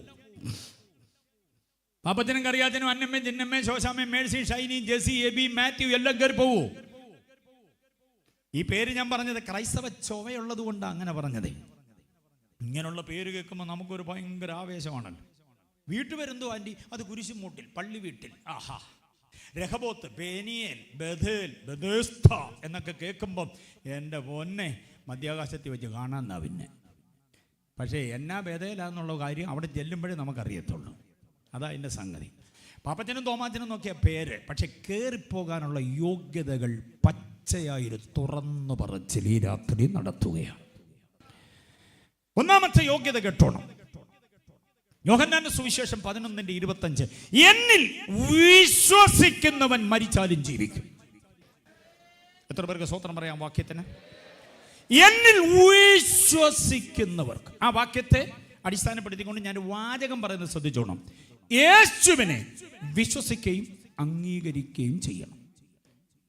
അല്ലെങ്കിൽ ഒന്നും കൂടെ പരിഷ്കരിച്ച് പറയാം, യേശുവിനെ വിശ്വസിക്കുകയും കൈക്കൊള്ളുകയും ചെയ്യുന്നവനെ മരണാനന്തരം ജീവിക്കുകയുള്ളൂ. ഏത് ജീവിതമാണെന്നറിയാം? ഒന്നാം പുനരുത്ഥാനത്തിലെ പങ്കാളിത്തം. കാഹളം കേൾക്കുന്ന മാത്രയിൽ ഉയർത്തു വരണമെന്നുണ്ടെങ്കിൽ ആരിൽ വിശ്വസിക്കണം? യേശുവിൽ വിശ്വസിക്കണം, എന്നിൽ വിശ്വസിക്കണം. ഇനി അടുത്ത് ഞാൻ പറയാൻ പോകുന്നത് അറിവുകളുടെ ഒരു പട്ടികയാണ്. അത് ശ്രദ്ധിച്ചോണം. യേശുവിന് വിശ്വാസം എന്ന് പറഞ്ഞാൽ എന്താ? പാപത്തിന്റെ പരിഹാരത്തിന് വേണ്ടി വേറൊരു മാർഗവുമില്ല. ആകാശത്തിന്റെ കീഴിൽ മനുഷ്യരുടെ നൽകപ്പെട്ട ഒറ്റ മാർഗമേ ഉള്ളൂ. അതാരാ? യേശു.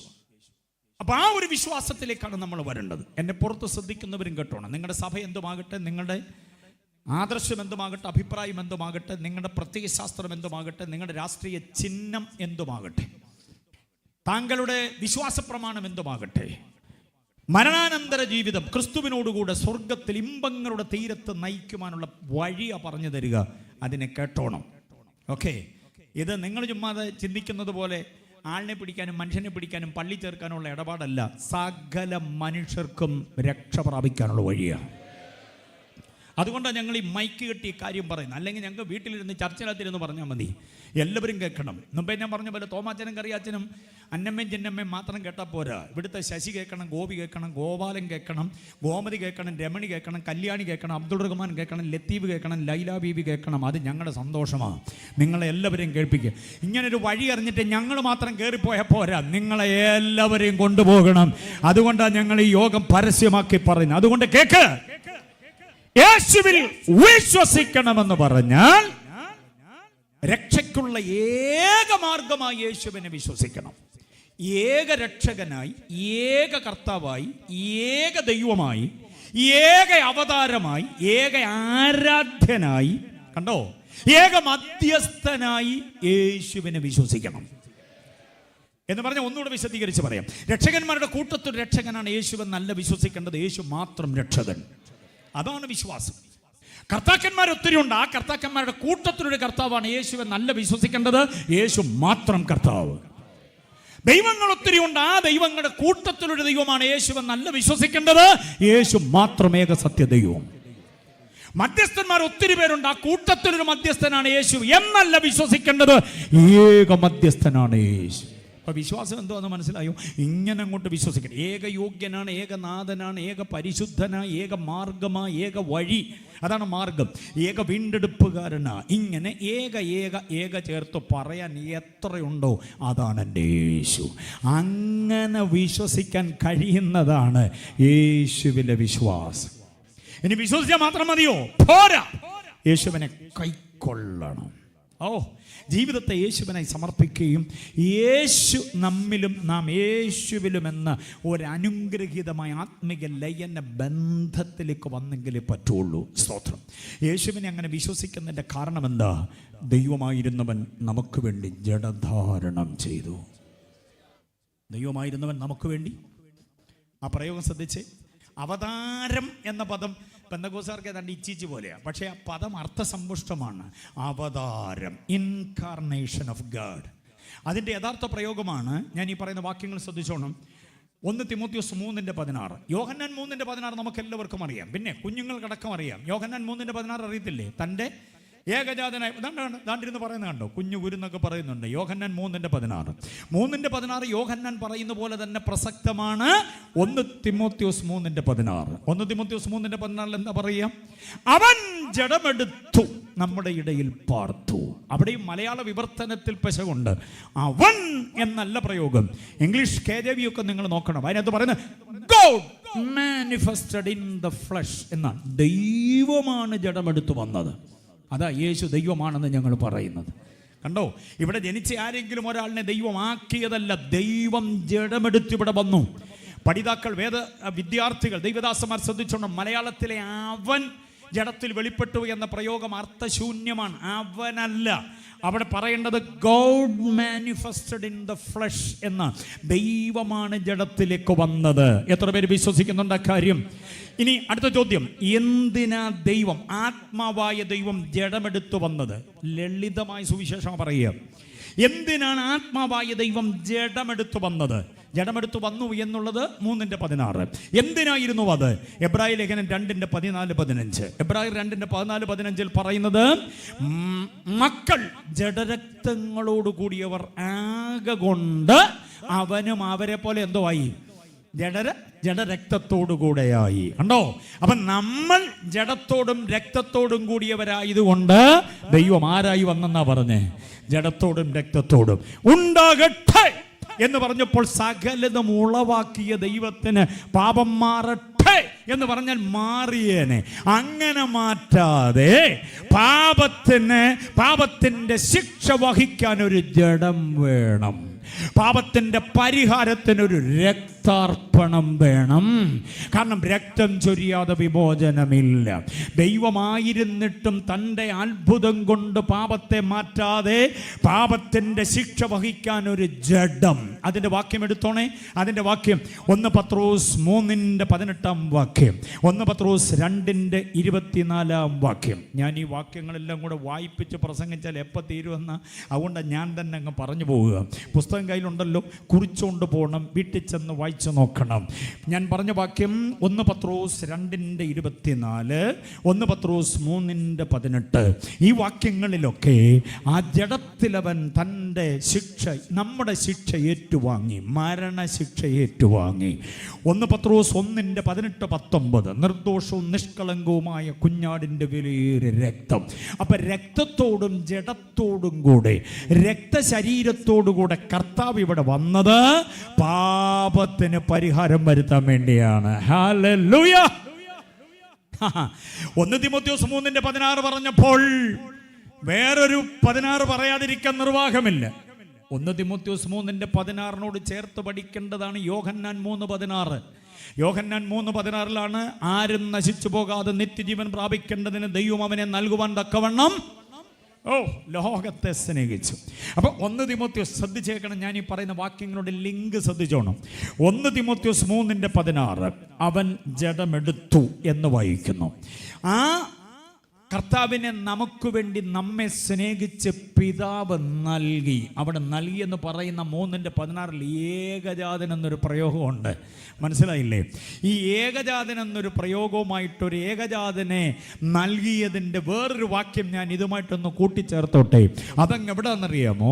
ഒത്തിരി പുരാതനത്വമുള്ള ഉൽപ്പത്തി പുസ്തകം 22:16 വാക്യമാണ്. ഉൽപ്പത്തി 22:16, യോഹന്നാൻ 3:16, 1 തിമോത്തിയോസ് 3:16. ഈ വാക്യങ്ങൾ സമന്വയിക്കുമ്പോൾ ഉള്ള ഒരു ഭംഗി എന്താണെന്നറിയാമോ? ഉൽപ്പത്തി 22:16 നോക്കിക്കേ. അവിടെ ദൈവമായ യഹോവ അബ്രഹാമിനോട് പറയുക, നീ നിന്റെ ഏകജാതനായ മകനെ എനിക്ക് തരാൻ മടിക്കായ്ക കൊണ്ട് ഞാൻ നിന്നെ ഐശ്വര്യമായി അനുഗ്രഹിക്കും. ആ ഐശ്വര്യമായ അനുഗ്രഹം എന്താണെന്നറിയാമോ? ആ ഐശ്വര്യമായ അനുഗ്രഹം എന്താ? ഭൂമി തരുമെന്നുള്ളതാണോ? ദാൻ മുതൽ ബെർശെബ വരെ തെക്ക് വടക്ക് കിടക്കുന്ന ഭൂമി തരാമെന്നോ? അങ്ങ് മഹാസമുദ്രം മുതൽ കിഴക്ക് മഹാമരുഭൂമി വരെയുള്ള ഫലസ്തീൻ നാട് തരാമെന്നാണോ പറയുന്നത്? യാക്കോബിന് 12 മക്കളെയും അവരെ ഗോത്രങ്ങളാക്കി ഞാൻ വിന്യസിപ്പിക്കും, അതാണോ ഐശ്വര്യമായ അനുഗ്രഹം? അല്ലേ, അല്ല. ദൈവമായ യഹോവ അബ്രഹാമിനെ ഐശ്വര്യമായി അനുഗ്രഹിക്കുമെന്ന് പറഞ്ഞ് എന്താണെന്നറിയാമോ? നീ നിന്റെ ഏകജാതനായ മകനെ എനിക്ക് തരാൻ മടിക്കായി കൊണ്ട് ഞാൻ നിന്നെ ഐശ്വര്യമായി അനുഗ്രഹിക്കുമെന്ന് പറഞ്ഞാൽ മാനവജാതിയുടെ പാപത്തിന്റെ പരിഹാരത്തിന് ഞാൻ എൻ്റെ ഏകജാതനെ നിങ്ങൾക്ക് വേണ്ടി നൽകി തരുമെന്നുള്ളതാണ് അതിനകത്തെ മാർമിക സത്യം. അത് മനസ്സിലാകുന്നവർക്കായി ഞാൻ ദൈവത്തെ സ്തുതിക്കുകയാ. അബ്രഹാമേ, നീ നിന്റെ ഏകജാതനെയാണല്ലോ എനിക്ക് തരാൻ മടിക്കാതെ അവന്റെ നേരെയാണല്ലോ നീ വെട്ടാൻ ഓങ്ങിയത്. അതുപോലെ തന്നെ നിങ്ങൾക്ക് വെട്ടുകയോ കൊല്ലുകയോ ക്രൂശിക്കുകയോ തൂപ്പുകയോ താല്ലുകയോ എന്തോ വേണേലും ചെയ്യാ, ഞാൻ ഒരുവനെ തരാം. അതെന്നെ ആരാധിക്കുന്ന ദൂതന്മാരിൽ ഒരുവനെ അല്ല, എന്റെ ഏകജാതനെ അങ്ങോട്ട് തരാം. ഹല്ലേലൂയ.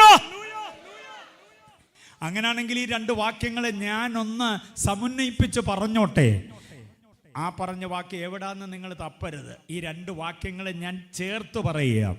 ഉൽപ്പത്തി 22:16, നീ നിന്റെ ഏകജാതനായ മകനെ എനിക്ക് തരാൻ മടിക്കായ്ക കൊണ്ട്. യോഹന്നാൻ 3:16, എൻ്റെ ഏകജാതനായ മകനെ ഞാൻ നിങ്ങൾക്ക് വേണ്ടി നൽകി തരികയാ എന്ന് പറഞ്ഞാൽ നമ്മുടെ വീണ്ടെടുപ്പിന് വേണ്ടി തൻ്റെ പുത്രനെ ദൈവം നൽകി തരുന്നതിന് ഹേതുകമായി തീർന്ന് ഒരുവനുണ്ട്, അവനാണ് അബ്രഹാം. അതുകൊണ്ട് തന്നെ താൻ വിശ്വാസികളുടെ പിതാവായി മാറി. എന്തെങ്കിലും നല്ലത് ദൈവത്തിന് കൊടുത്താൽ ആ ദൈവം അതിലും മെച്ചമായത് നമുക്ക് നൽകി തരിക തന്നെ ചെയ്യും. അത് വിശ്വസിക്കുന്നവർ കർത്താവിനെ സ്തുതിച്ചാട്ടെ. കർത്താവിന് കൊടുക്കുന്നതിൽ പഞ്ഞം കാണിക്കരുത്, കർത്താവിന് കൊടുക്കുന്നതിൽ പിശുക്ക് കാണിക്കരുത്. നീ സ്നേഹിക്കുന്നതിനെ, നിന്റെ ഏകജാതനെ എനിക്ക് തരാൻ മടിക്കായി കൊണ്ട് ഞാൻ എൻ്റെ ഏകജാതനെ നിനക്ക് വേണ്ടി. ആ കരങ്ങൾ അടിച്ച് കർത്താവിനെ ഒന്ന് സ്തുതിക്ക്. ഈ വലിയ സ്നേഹത്തിന് മുൻപിൽ, ഈ വലിയ ത്യാഗത്തിന് മുൻപിൽ, ഈ വലിയ ദാനത്തിന് മുൻപിൽ. Thank you Jesus. അത്ര ആയതുകൊണ്ട് ഒരു കാര്യം കൂടെ പറയാം. ഇനി കേൾക്കണം, വേറെ 3:16. അതേതാ? അപ്പം 1 തിമോഥെയോസ് 3:16, യോഹന്നാൻ 3:16, ഉൽപ്പത്തി 22:16. ഇനി ഒരു 3:16 ഞാൻ ഇതിനെ കൊണ്ടൊന്ന് കണക്ട് ചെയ്യാം. അത് ഗലാത്യർ 3:16. അബ്രഹാമിന് കൊടുത്ത അനുഗ്രഹം ജാതികൾക്ക് ക്രിസ്തുവേശുവിലൂടെ വരേണ്ടതിന് ദൈവം അങ്ങനൊരു വഴി തുറന്നു. അപ്പോൾ ഐശ്വര്യമായ അനുഗ്രഹം നാടും നഗരവും ഒന്നുമല്ല, ആ ഐശ്വര്യമായ അനുഗ്രഹം ക്രിസ്തു തന്നെയാണ്. അത് അബ്രഹാമിലൂടെ നമുക്ക് വരേണ്ടതിന്. അതാണ് ഗലാത്യ ലേഖനം 3:16 വാക്യം. ബോധ്യമായവർ കർത്താവിനെ സ്തുതിച്ചാട്ടെ. ഹല്ലേലൂയ. യെസ്. അപ്പോൾ കർത്താവിൻ്റെ സഹന ത്യാഗങ്ങൾ എനിക്കും നിങ്ങൾക്കും വേണ്ടി നൽകപ്പെട്ടു. കാൽവറിയിൽ നമുക്ക് വേണ്ടി മരണം വരിച്ചു. ഓക്കെ, അത് വിശ്വസിക്കുന്ന ഒരുവൻ അവനാ കർത്താവിൻ്റെ വരവിൽ എടുത്തുകൊള്ളപ്പെടുക. ഇനി ഞാൻ വേഗം പറയാം. വേദോസം കൊണ്ടുവരാത്തവരും വാച്ചും കെട്ടി വന്നിട്ടുണ്ട്. വാച്ചും വേദോസ്തവും ഇല്ലാത്തവരും മൊബൈൽ ഫോൺ കൊണ്ടുവന്നിട്ടുണ്ട്. കൂടെ നോക്കുന്നുണ്ട് എത്രയായെന്ന്. ഇച്ചിരി കഴിയുമ്പോൾ വാച്ച് കെട്ടിയ കൈ ഉയർത്തി പ്രൈസ് ദി ലോർഡ് എന്നൊക്കെ എന്നോട് പറഞ്ഞ് കാണിക്കുന്നതിന് മുമ്പ് നിർത്തണമല്ലോ. അതുകൊണ്ട് ഞാൻ ഓടിപ്പറയാം. യേശുവിൽ വിശ്വസിക്കുന്നവന് ലഭിക്കപ്പെടുന്ന ആനുകൂല്യങ്ങൾ എന്തുവാ?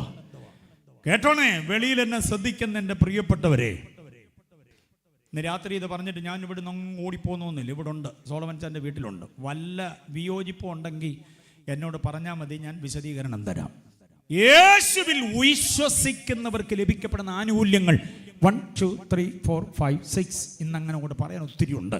ചിലത് പറയാം. 1, രക്ഷ, ദൈവിക രക്ഷയാണ്. റോമാലേഖനം 10:9. അവനിൽ വിശ്വസിക്കുന്നവൻ എന്തോ കിട്ടും? രക്ഷ. 2, നിത്യജീവൻ. യോഹന്നാൻ 3:36. പുത്രനിൽ വിശ്വസിക്കുന്നവൻ എന്തോ ഉണ്ട്? നിത്യജീവൻ. നിത്യജീവൻ അവകാശികളായി തീർന്നവർ എത്ര പേരുണ്ട്? നിത്യജീവൻ ലഭിക്കപ്പെട്ട അതിന്റെ യോഗ്യത പ്രാപിച്ചവർക്ക് മാത്രമേ കർത്താവിന്റെ വരവിൽ എടുത്തുകൊള്ളപ്പെടാൻ പറ്റത്തുള്ളൂ. ജീവിച്ചിരിക്കുമ്പോൾ നിത്യജീവൻ പ്രാപിക്കാതെ ഏതാണ്ടൊക്കെ കാണിച്ച് അതുവഴി ഇതുവഴി നടന്നാലൊന്നും പോക്ക് നടക്കത്തില്ലെന്ന്. ഒന്ന്, നീ രക്ഷിത ഗണത്തിലാകണം, അത് യേശുവിൽ വിശ്വസിക്കണം. 2, പുത്രനിൽ അഥവാ യേശുവിൽ വിശ്വസിച്ചാൽ നിത്യജീവൻ. 3:36 അടുത്ത് കേൾക്കണോ? നീതീകരണം. റോമർ 5:1. ക്രിസ്തുയേശുവിലെ വിശ്വാസത്താൽ നമുക്ക് എന്തോ കിട്ടിയെന്ന? നീതീകരണം സാധ്യമായി. നീതീകരണം. ഇനി കേൾക്കണോ? പുത്രത്വം. ദൈവത്തിന്റെ മക്കളെന്ന വലിയ പദവി. ഗലാത്യലേഖനം 3:26. ഗലാത്യർ 3:26. ക്രിസ്തുയേശുവിലെ വിശ്വാസത്താൽ നിങ്ങൾ എല്ലാവരും ആരായി തീർന്നിരിക്കുന്നു? ദൈവത്തിന്റെ മക്കളായി തീർന്നിരിക്കുന്നു. അപ്പം പുത്രത്വം ലഭിക്കപ്പെടണമെങ്കിൽ ആരിൽ വിശ്വസിക്കണം? പുത്രൻ ആയിക്കഴിഞ്ഞാൽ മാത്രമേ അങ്ങോട്ട് കൊണ്ടുപോകാൻ പറ്റത്തുള്ളൂ. ദൈവരാജ്യത്തിൽ കൊണ്ടുപോകണമെങ്കിൽ പുത്രനാകണം, പുത്രിയാകണം. പുത്രനാകുക, പുത്രിയാകുക എന്നുള്ളതിനകത്ത് പുതിയ നിയമ അപ്പോസ്തലിക ഉപദേശം ഞാൻ പറയാം. ദൈവമക്കളാണോ? പിന്നെ ആണേ എന്ന് പറയാറുണ്ട് ചിലര്. ആണേ എന്ന് പറയുന്ന പലരും യോഹന്നാൻ 1:12 മാത്രം പഠിച്ചോണ്ടാ ഈ ആണേ എന്ന് പറയുന്നത്. പുത്രനാണോ? ആണേ. പുത്രിയാണോ? ആണേ. ഏതാണ് ആന്റി അതിന്റെ വാക്യം? അത് യോഹന്നാൻ 1:12. എന്തോ വാക്യം? അവനെ കൈക്കൊണ്ടവന്റെ നാമത്തിൽ വിശ്വസിക്കുന്ന ഏവർക്കും. എന്നെ ആശ്വാസം വന്നറിയാ വാക്യം. ഓണത്തിന്റെ ഓഫർ പോലെ ആ വാക്യം. വേറെ വ്യവസ്ഥയൊന്നും പറയുന്നില്ല. എന്തോ പറഞ്ഞേക്കുന്നേ? പുത്രനിൽ വിശ്വസിക്കാനേ പറയുന്നുള്ളൂ. പുത്രനിൽ വിശ്വസിച്ചാൽ മാത്രം ദൈവമക്കളാകുമെന്ന ഒറ്റ വാക്യം കൊണ്ട് നടക്കരുത്. അപ്പോസ്തോലിക ഉപദേശമാണ് ദൈവസഭയുടെ ഉപദേശം. അങ്ങനെ വരുമ്പോൾ യോഹന്നാൻ 1:12 ഒരു നാണയത്തിൻ്റെ ഒരു വശമേ ആകുന്നുള്ളൂ. അതിൻ്റെ മറുവശത്ത് വേറൊരു വാക്യം കൂടെ ചേരണം. ആ വാക്യം ഏതാണെന്നറിയാമോ? ആ വാക്യമാണ് അപ്പോസ്തോലിക ഉപദേശം. അത് പ്രസംഗിക്കാനാണ് ദൈവം ഞങ്ങളെ ആക്കി വെച്ചിരിക്കുന്നത്. യേശു സൗഖ്യമാക്കും, വിടുവിക്കുന്നതിൻ്റെ ഭൂതമിറക്കും, നിനക്ക് സാമ്പത്തികം തരും, ആരോഗ്യം തരുമെന്നൊക്കെ മാത്രം പറയുന്നതല്ല സുവിശേഷം. അത് കൃപയുടെ സുവിശേഷമായിരിക്കാം. പക്ഷേ ആ കൃപയുടെ സുവിശേഷത്തോടൊപ്പം സത്യത്തിന്റെ സുവിശേഷമുണ്ട്. അതിനകത്താണ് ഉപദേശം പ്രസ്താവിക്കപ്പെടുന്നത്. ഉപദേശമില്ലാത്ത അനുഗ്രഹത്തിന്റെ സുവിശേഷം മാത്രം കേട്ട് താഴമ്പിച്ചു പോകരുത്. കൃപയും സത്യവും നിറഞ്ഞവനായിട്ട് ആര് നമ്മുടെ ഇടയിൽ പാർത്തേ? കർത്താവ്. എന്തൊക്കെ ഉണ്ടായിരുന്നു? കൃപയും സത്യവും. കൃപയുടെ സുവിശേഷമാണ്. മകളെ, ആരും നിന്നെ ശിക്ഷിച്ചില്ലയോ? ഇല്ല കർത്താവേ. കൃപയുടെ സുവിശേഷം കേൾക്കണേ. അടുത്തത് കർത്താവ് പറയുന്നത് കൃപയുടെ സുവിശേഷമാണ്. ഞാനും നിന്നെ ശിക്ഷിക്കുന്നില്ല, സമാധാനത്തോടെ പോകാം. അതെന്തുവാണ്? കൃപയുടെ സുവിശേഷമാണ്. കൃപയുടെ അലിവിൻ്റെ, ദയാവായ്പിൻ്റെ, മനസ്സലിവിൻ്റെ, കരുണയുടെ സുവിശേഷമാണത്. നന്ദി കർത്താവേ എന്ന് പറയാൻ അവൾ വായ തുറന്ന പൊട്ടിക്കറിഞ്ഞു പോകും. കാരണം എറിഞ്ഞ് കൊല്ലപ്പെടാൻ വേണ്ടി കൊണ്ടുവന്നല്ലേ. അപ്പോഴാ കർത്താവ് അവളെ വെറുതെ വിടുന്നേ. അവളെ തിരിഞ്ഞ് നടക്കാൻ തുടങ്ങുമ്പോൾ കനഗാംഭീര്യമുള്ള അടുത്തൊരു സുവിശേഷം, ശബ്ദത്തിൻ്റെ ഗൗരവത്തിൽ വളരെ ആധികാരികമായി ദൈവത്വ അധികാരത്തോടെ പറയുക, ഇനിമേലാൽ എന്തോ ചെയ്യരുത്. അപ്പൊ സമാധാനത്തോടെ പോകാന്നുള്ള സൂചന കേൾക്കാൻ എല്ലാവർക്കും ഭയങ്കര ഇഷ്ടമാണ്. ഇനി പാപം ചെയ്യരുതെന്നും കൂടെ പറയുമ്പോഴാ സുവിശേഷം അതിന്റെ പൂർണ്ണത വരുന്നത്. എത്ര പേർക്ക് ബോധ്യമാകുന്നുണ്ട്? ഇതാ കൃപയും പിന്നെ സത്യവും. അതാണ് അതിന്റെ വസ്തുത. മനസ്സിലായില്ലേ? അതാണ് യേശുവിന്റെ സുവിശേഷം. അതുകൊണ്ട് കേട്ടോണം, അവനെ കൈക്കൊണ്ടവന്റെ നാമത്തിൽ വിശ്വസിക്കുന്ന ഏവർക്കും.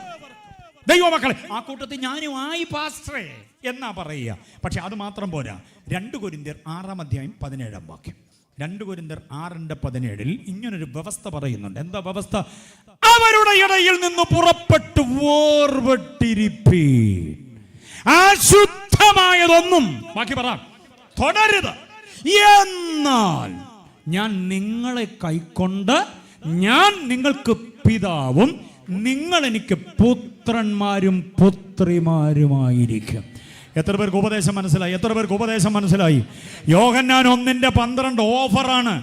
Onam offer, Christmas offer. മനസ്സിലായില്ലേ? അവനെ കൈക്കൊണ്ടാ മാത്രം മതിയെന്ന. പക്ഷേ 2 കൊരിന്ത്യർ 6:17 അപ്പോസ്തോലിക ഉപദേശം. അതിനകത്തെ 2 വ്യവസ്ഥകൾ, അലംഘനീയമായ 2 വ്യവസ്ഥകൾ. എന്താ പറയുന്നതെന്നറിയാമോ? ഒന്ന്, അവരുടെ ഇടയിൽ നിന്ന് എന്തോ ചെയ്യണം? വിഗ്രഹാരാധിയുടെ ഇടയിൽ നിന്ന് വേർപെട്ടിരിക്കണം, മത്സരികളുടെ ഇടയിൽ നിന്ന് വേർപെട്ടിരിക്കണം, ലോകത്തിൽ നിന്ന് വേർപെട്ടിരിക്കണം, തിന്മയിൽ നിന്ന് വേർപെട്ടിരിക്കണം, കുത്തഴിഞ്ഞ ലൈംഗികതയിൽ നിന്ന് വേർപെട്ടിരിക്കണം, അനാത്മികത നിന്ന് വേർപെടണം, അസാൻമാർഗത എല്ലാ അധാർമികതയിൽ നിന്നും വേർപെട്ടിരിക്കണം. വേദപുസ്തകവുമായി പൊരുത്തപ്പെടാത്ത ആചാര അനുഷ്ഠാന യാഗ യോഗ കർമ്മകാണ്ഡങ്ങൾ അതിൽ നിന്ന് വേർപെടണം.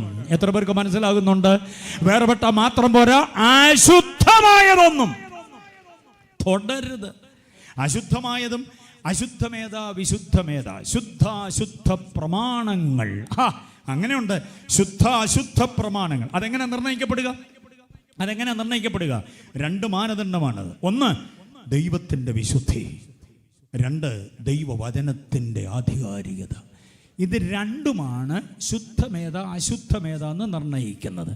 ഇതനുസരിച്ച് ശുദ്ധമായത് മാത്രം, അശുദ്ധമായതൊന്നും എന്തോ ചെയ്യരുത്. ഇതിനെയാണ് നമ്മുടെ അപ്പച്ചന്മാരും അമ്മച്ചിമാരും പണ്ട് വേർപാടും വിശുദ്ധി എന്നൊക്കെ പറഞ്ഞത്.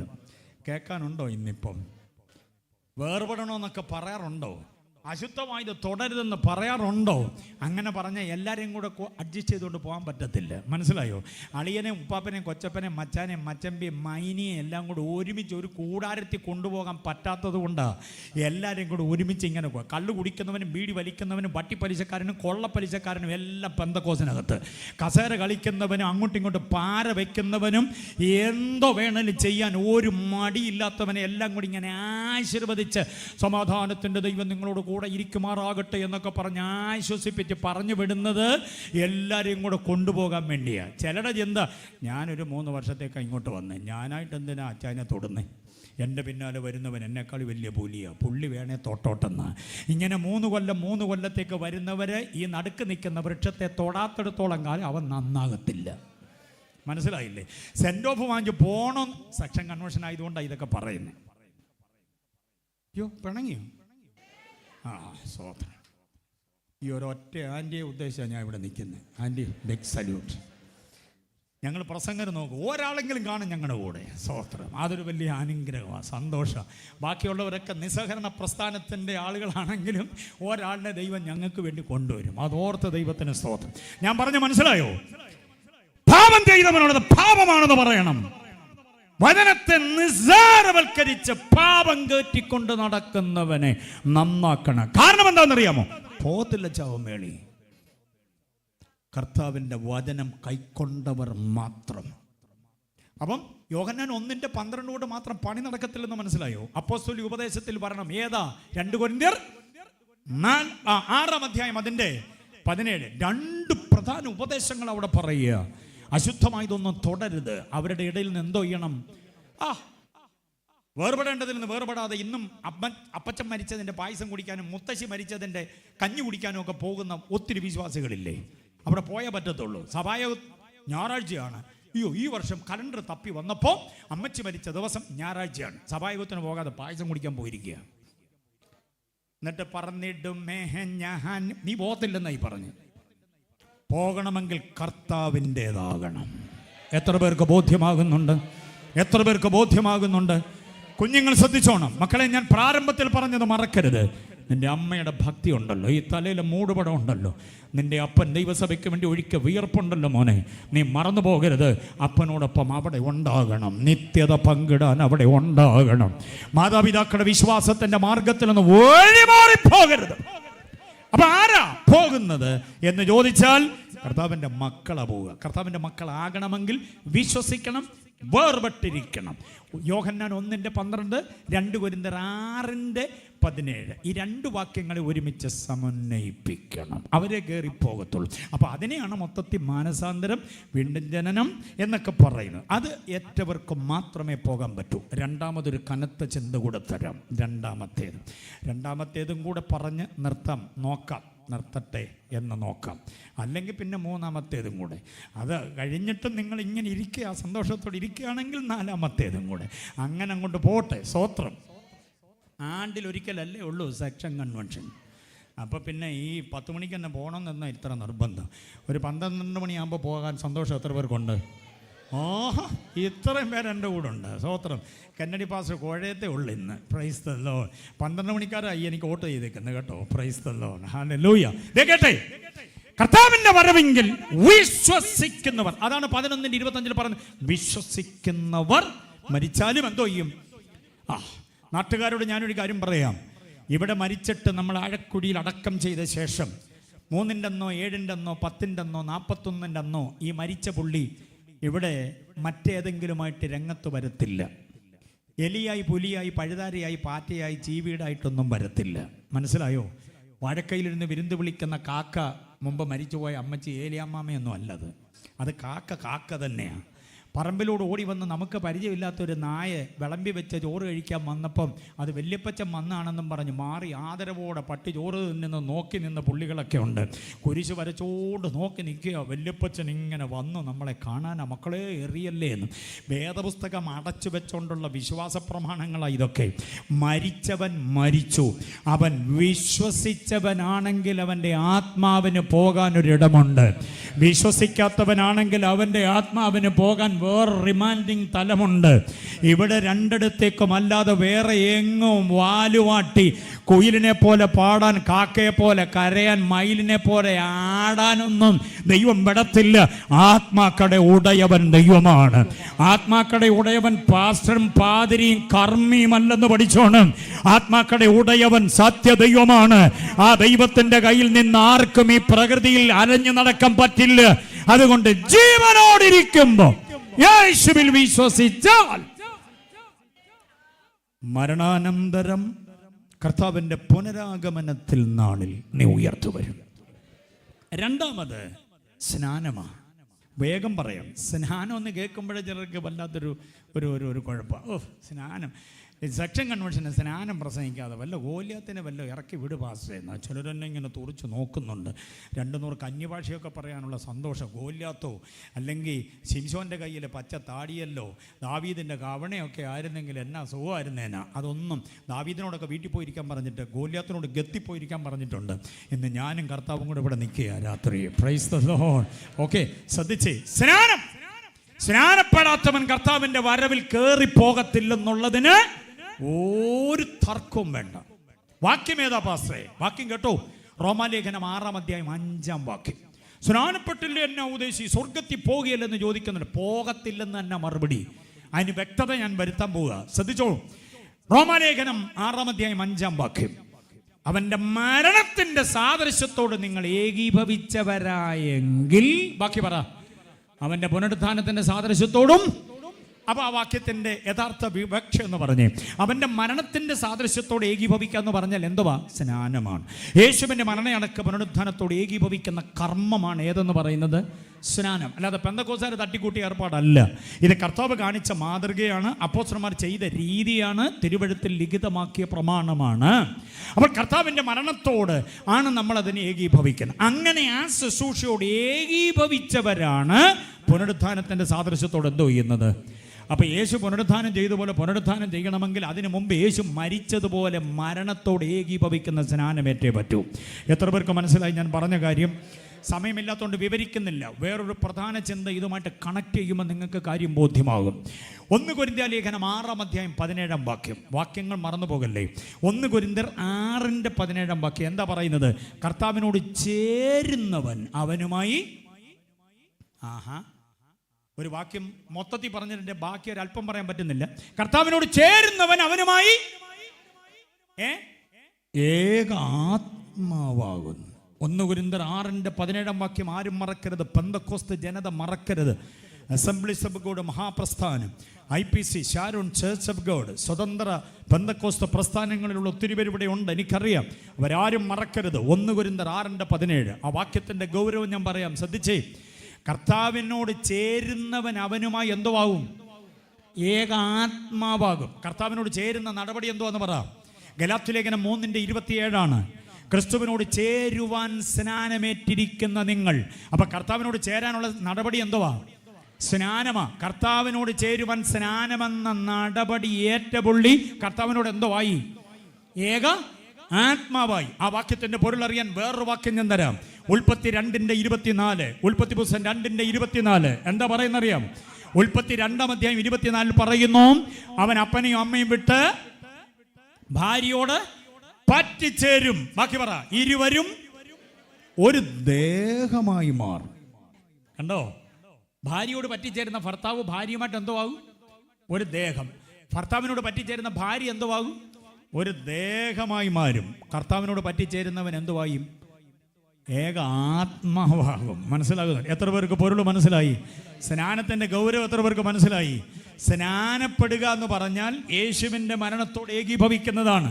അങ്ങനെ സ്നാനപ്പെട്ട ഒരാൾ യേശുവിനോട് ചേരുകയാണ്. യേശുവിനോട് ചേരുന്ന ഒരാൾ യേശുവുമായി എന്തോ ആകുന്നു? ഏകദേഹമല്ല, പിന്നെ ഏക ആത്മാവാണ്. തങ്കമ്മയും ചാക്കോച്ചനും തമ്മിൽ വിവാഹം കഴിച്ചു, നല്ലതാണ്. അവരെ ആശീർവദിക്കുമ്പോൾ നിങ്ങൾ ഇനി രണ്ടല്ല ഒരു ദേഹമത്രേ. എന്നുവരെ? മരണം വരെ. ഒന്നുകിൽ തങ്കമ്മയുടെ മരണം, അല്ലെങ്കിൽ ചാക്കോച്ചൻ്റെ മരണം. ഇവർ രണ്ടിൽ ആരെങ്കിലും ഒരാൾ മരിച്ചാൽ അവർ വിവാഹ ബന്ധത്തിൽ നിന്ന് വേർപെടുകയാ ന്യായമായി. കാരണം അവരിരുവരും ദേഹമായതേ ഉള്ളൂ, ഒരു ദേഹമായതേ ഉള്ളൂ. പക്ഷെ വേർപിരിക്കാനാവാത്ത ഒരു ബന്ധമാണ് സ്നാനത്തിലൂടെ യേശുവുമായിട്ടുള്ളത്. യേശുവിനോട് ചേരുന്നവൻ യേശുവുമായി ഏക ആത്മാവാകുന്നു. ഇനി ആത്മാവിന്റെ പ്രത്യേകത എന്താണെന്നറിയാമോ? ആത്മാവിന് മാത്രമേ ആത്മമണ്ഡലത്തിൽ പ്രവേശനമുള്ളൂ. ദേഹത്തിന് ആത്മമണ്ഡലത്തിൽ പ്രവേശനമില്ല. ദേഹം എന്തിനു കൊള്ളാം? എത്ര വണ്ണമുള്ളതായാലും പൊണ്ണം കുറഞ്ഞതായാലും നീളം കൂടിയതോ നീളം കുറഞ്ഞതോ ആയ ദേഹമാകട്ടെ, മരിച്ചു കഴിഞ്ഞാൽ പിന്നെ എന്തിനു കൊള്ളാം? മണ്ണിൽ ഉപേക്ഷിക്കാൻ കൊള്ളാം, പുഴുവിന് കൊടുക്കാൻ കൊള്ളാം, ഇവിടുത്തെ ആഞ്ഞിലിക്കും ഇവിടുത്തെ പറങ്കിക്കും മാവിനും മറ്റു തര വൃക്ഷങ്ങൾക്കും വലിച്ചെടുത്ത് താടി വീർപ്പിക്കാൻ കൊള്ളാം. അല്ലാതെ ദേഹം ഒന്നിനും കൊള്ളത്തില്ല. ആത്മാവ് എന്തിനു കൊള്ളാം? ക്രിസ്തുവിനോട് ഏകീഭവിക്കാൻ കൊള്ളാം, ക്രിസ്തുവുമായി ഒരുമിച്ച് ആത്മമണ്ഡലത്തിലേക്ക് പ്രവേശിക്കാൻ കൊള്ളാം. ഈ ആത്മിക സത്യം ബോധ്യമായവർ കർത്താവിനെ സ്തുതിച്ചേ. ഇനി സ്നാനപ്പെടാതെ ക്രിസ്ത്യാനിയാണെന്ന് പറഞ്ഞ് നടക്കരുത്. ഇനി സ്നാനമെന്ന ഉപദേശത്തോട് പുറംതിരിയരുത്.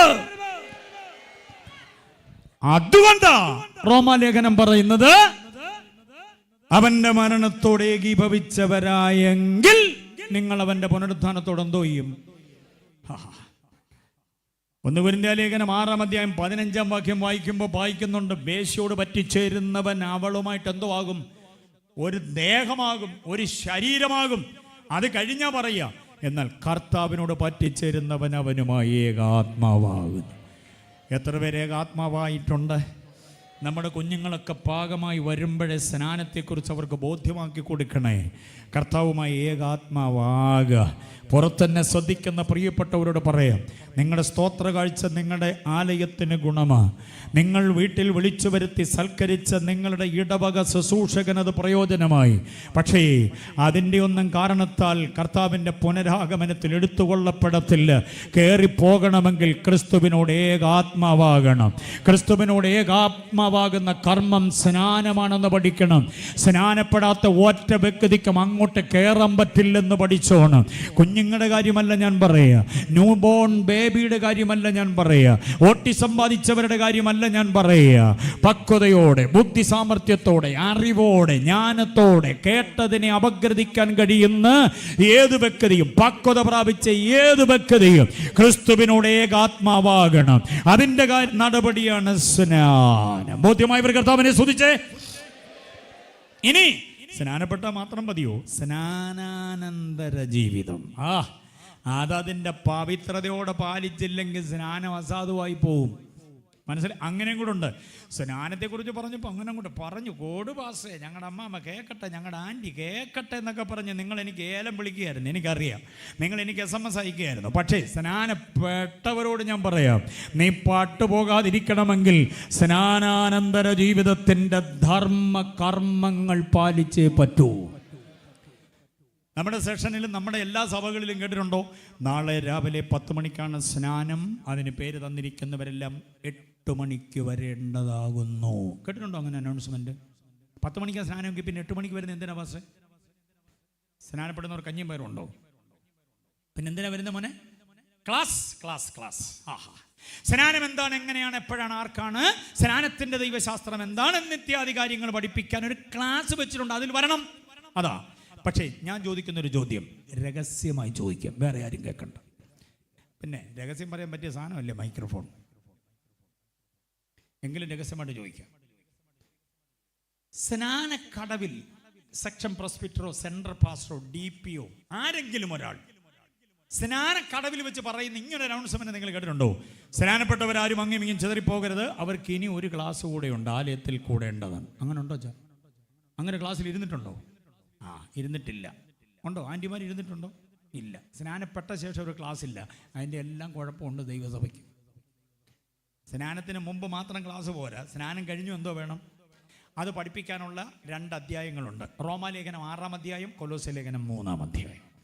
ഈ 2 അധ്യായങ്ങൾ സ്നാനാനന്തര ജീവിതത്തിൻ്റെ ധർമ്മകർമ്മങ്ങളാണ്. സ്നാനപ്പെട്ടവർ നോക്കിക്കേ, റോമാലേഖനം 6-ാം അധ്യായം 6:2 ഇനി പാപത്തിൽ ജീവിക്കരുത്. 6:6 ഇനി പാപം നിങ്ങളുടെ മർത്യ ശരീരങ്ങളെ അടിമയാക്കരുത്. 6:12 ഇനി പാപം നിങ്ങളുടെ മർത്യ ശരീരങ്ങളിൽ അതിൻ്റെ മോഹങ്ങളെ അനുസരിക്കുമാർ വാഴരുത്. കണ്ടോ? അരുതുകൾ 3 സ്നാനപ്പെട്ടവനെ പഠിപ്പിക്കുക. 6:2 പറയുന്നു ഇനി പാപത്തിൽ ജീവിക്കരുത്. 6:6 പറയുന്നു ഇനി പാപത്തിന് അടിമപ്പെടരുത്. 6:12 പറയുന്നു ഇനി പാപം നിങ്ങളുടെ മർത്യ ശരീരങ്ങളിൽ വാഴരുത്. കണ്ടോ? അത് സ്നാനാനന്തര ജീവിതത്തിന്റെ ധർമ്മമാ. സ്നാനപ്പെട്ട ശേഷം ഗാജാ ബീഡി കൊണ്ട് നടക്കുകയാണെങ്കിലും, സ്നാനപ്പെട്ട ശേഷം 4 കുട്ടി ചവയ്ക്കുകയാണെങ്കിലോ, സ്നാനപ്പെട്ട ശേഷം കുശുമ്പ്, കുന്നായ്മ, ഈർഷ്യ, പക, പിണക്കം, വിമർശനം, വിരോധം, വിദ്വേഷം, ദാർഷ്ട്യം, ധിക്കാരം, താൻപോരിമ, അഹന്ത, അഹങ്കാരം ഒക്കെ ആയിട്ട് നടക്കുകയാണെങ്കിൽ പെട്ടതുകൊണ്ട് ഗുണമില്ല, നീ പോക്കാം. മനസ്സിലായോ? എല്ലാവരുടെ സ്തോത്രത്തിൻ്റെ അകമ്പടി എനിക്ക് നഷ്ടപ്പെടുന്നുണ്ടോ?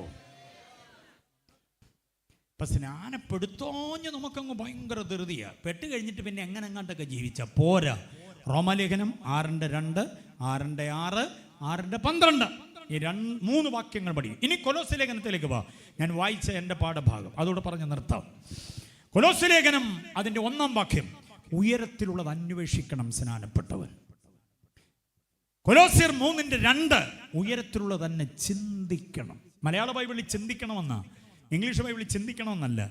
യഥാർത്ഥ ഭാഷ്യം ഇംഗ്ലീഷ് ബൈബിൾ എന്ന് മാത്രമല്ല, ഒറിജിനൽ ഭാഷാന്തരം ഓൾഡ് മാനുസ്ക്രിപ്റ്റിൽ കൊടുത്തിരിക്കുന്നത് set your mind on Christ. സ്നാനപ്പെട്ടവരോട് പറയുക, നിന്റെ മനസ്സ് ആരുടെ മനസ്സാകണം? ക്രിസ്തുവിൻ്റെ. അപ്പം സ്നാനപ്പെട്ട ശേഷം നമ്മുടെ മനസ്സ് ക്രിസ്തുവിൻ്റെ മനസ്സാകണം. ക്രിസ്തുവിൻ്റെ മനസ്സെന്ന് പറഞ്ഞാൽ എന്താ? ഉയരത്തിലുള്ള ചിന്തിപ്പീൻ എന്ന് പറയുന്നതിന് പകരം നിങ്ങൾ ക്രിസ്തുവിൻ്റെ മനസ്സുള്ളവരാകുവീൻ എന്ന് പറഞ്ഞാൽ 1 കൊരിന്ത്യർ 2:16 വാക്യത്തിൽ പറയുന്ന നാമോ ക്രിസ്തുവിൻ്റെ മനസ്സുള്ളവരാകുന്നു. ആ വാക്യം തന്നെ കൊലോസ്യർ 2:2 വാക്യത്തിൽ കൊടുത്തിരിക്കുന്നു. ക്രിസ്തുവിൻ്റെ മനസ്സ്. ക്രിസ്തുവിൻ്റെ മനസ്സിൻ്റെ പ്രത്യേകത എന്താ? വിശുദ്ധിയുടെ മനസ്സ്, വിശ്വസ്തതയുടെ മനസ്സ്, സ്നേഹത്തിൻ്റെ, ദയയുടെ, കരുണയുടെ, സഹന, ത്യാഗങ്ങളുടെ, ക്ഷമയുടെ മനസ്സ്. അതാ ക്രിസ്തുവിൻ്റെ. സ്നാനപ്പെട്ടവന് ക്ഷമിക്കാനും സഹിക്കാനും വഹിക്കാനും പൊറുക്കാനും താങ്ങാനും കരുതാനും പറ്റുന്നില്ലെങ്കിൽ സ്നാനം കൊണ്ട് എന്തെന്നാ ഗുണം? മനസ്സിലായില്ലേ? വെള്ളത്തിൽ മുങ്ങി പൊങ്ങിയത് കൊണ്ട് മാത്രമായില്ല, ക്രിസ്തുവിൻ്റെ മനസ്സിലേക്ക് വരണം. ഇനി 5-ാം വാക്യം കണ്ടോ? 5-ാം വാക്യം കൊലോസ്യർ 3:5 നോക്കിക്കേ. ശരീരത്തിൻ്റെ അവയവങ്ങളായി ദുർനടപ്പടക്കമുള്ള സകലതിനെയും എന്തോ ചെയ്യണമെന്നാ? മരിപ്പിക്കണം. കണ്ടോ? മരിപ്പിക്കണം, ഫ്രീസ് ചെയ്യണം അതിനെ. അത് ഉയർന്നു വരാൻ പാടില്ല. സ്നാനപ്പെട്ടവൻ്റെ അനന്തര നടപടിയാണത്. അതിനകത്ത് ആദ്യം പറയുന്നത് ദുർനടപ്പാണ്. അറിയാമോ? ദുർനടപ്പ് നിയമവിരുദ്ധ ലൈംഗികതയാണ്. വിവരിക്കാൻ നേരമില്ല. തീരെ നമ്മുടെ കുഞ്ഞുങ്ങളൊക്കെ ഉള്ള ഈ സദസ്സിനോട് എനിക്കത് പറയുന്നതിന് പരിമിതി കൊണ്ട് ഓർത്തോണം. നിയമവിരുദ്ധ ലൈംഗിക പാപമാണ് ദുർനടപ്പ്. അവിവാഹിത ജീവിതത്തിലെ ലൈംഗികത, വിവാഹ ജീവിതത്തിലെ ലൈംഗിക പാപം, ഇത് രണ്ടുമാണ് ദുർനടപ്പെന്നൊരൊറ്റ പദം കൊണ്ട് അർത്ഥമാക്കുന്നത്. വിവാഹത്തിലേക്ക് പ്രവേശിക്കുന്നതിന് മുമ്പ് ശരീരത്തെ ലൈംഗികതയ്ക്ക് വിട്ടുകൊടുത്താൽ മാരകദോഷമാണത്. നിനക്ക് ലഭിക്കപ്പെടാനിരിക്കുന്ന ജീവിത പങ്കാളിയോടും നിന്റെ ആകമാനമായ ഉത്തരവാദിത്വം വഹിക്കുന്ന ഉടമസ്ഥനായ ദൈവത്തോടും കാണിക്കുന്ന അവിശ്വസ്തതയാണ്. ആണും പെണ്ണും തല്ലു വാങ്ങിക്കും അക്കാര്യത്തിൽ. ഇനി വിവാഹം കഴിഞ്ഞതിന് ശേഷമുള്ള ലൈംഗിക പാപം എന്ന് പറഞ്ഞാൽ എന്താ?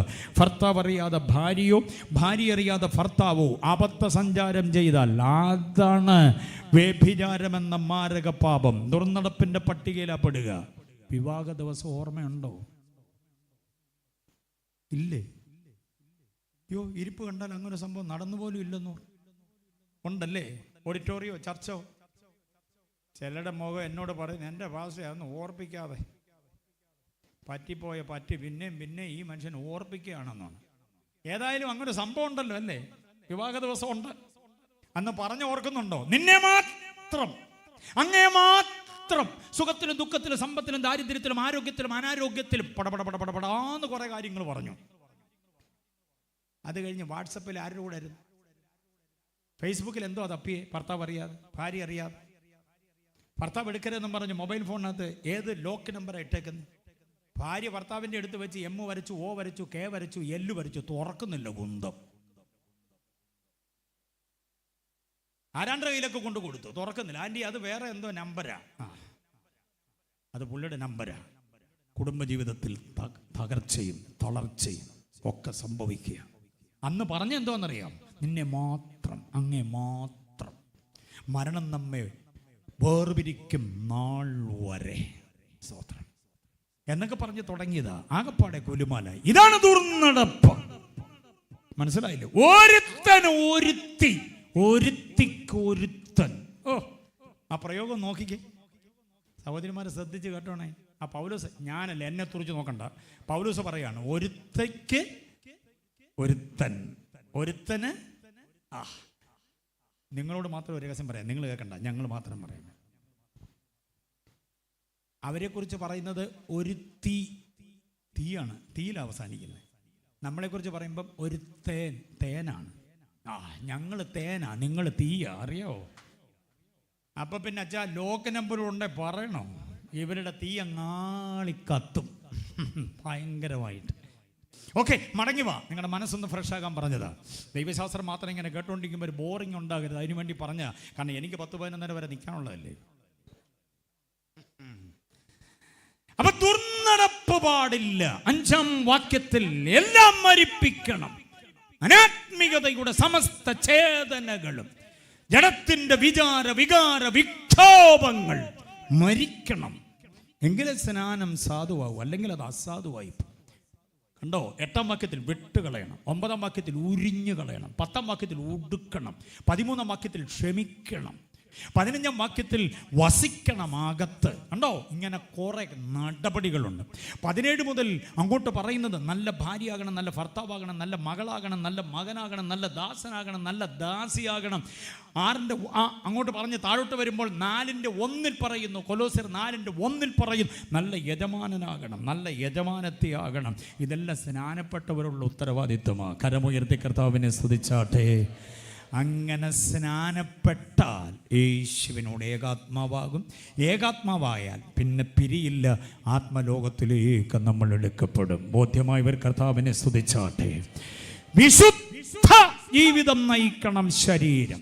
1 കൊരിന്ത്യർ 6:13-14. നിങ്ങളുടെ ശരീരം ദുർനടപ്പിനല്ല, കർത്താവിനത്രേ. എന്നാൽ യേശുവിനെ മരിച്ചവരിൽ നിന്ന് ഉയർപ്പിച്ചതുപോലെ നിങ്ങളുടെ മർത്തി ശരീരങ്ങളെ എന്തോ ചെയ്യും?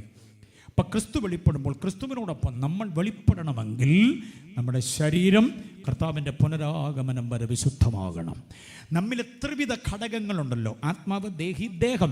ഇത് 3ഉം യേശുവിൻ്റെ പ്രത്യക്ഷത വരെ അനന്യമായി കാത്തോണം. 1 തെസ്സലോനിക്കർ 5:23 വാക്യം. അങ്ങനെ കാക്കുന്നില്ലെങ്കിൽ ആ വ്യക്തിയുടെ ശരീരം ഉയർത്തു വരില്ല. എത്ര പേർക്ക് ബോധ്യമാകുന്നുണ്ട് പറയുന്നേ? ഹല്ലേലൂയ. റോമാലേഖനം 8-ാം വാക്യം. യേശുവിനെ മരിച്ചവരുടെ ഇടയിൽ നിന്ന് ഉയർപ്പിച്ചവൻ്റെ ആത്മാവ് നിങ്ങളിൽ വസിക്കുന്നുണ്ടെങ്കിൽ നിങ്ങളുടെ മർത്യ ശരീരങ്ങളെ ആ ആത്മാവിനെ കൊണ്ട് ജീവിപ്പിക്കും. അപ്പോൾ ആത്മാവ് എവിടെ വസിക്കണം? നമ്മുടെ ശരീരത്തിൽ. പാട്ടുപാടുന്ന താളത്തിനൊത്ത് താളാത്മകതയിൽ ഉണ്ടാകുന്ന ഒരു ബഹളാത്മകതയുണ്ട്. 2 പദങ്ങൾ മനസ്സിലായോ? താളമുയരുമ്പം താളാത്മകതയിൽ ഒരു ബഹളാത്മകതയുണ്ട്. മനസ്സിലായില്ലേ? ഇത് രണ്ടും കൂടെ സമന്വയിക്കുന്നതിനെ ഉണർവെന്നൊന്നും ചുമ്മാ വിളിച്ചേക്കരുത്.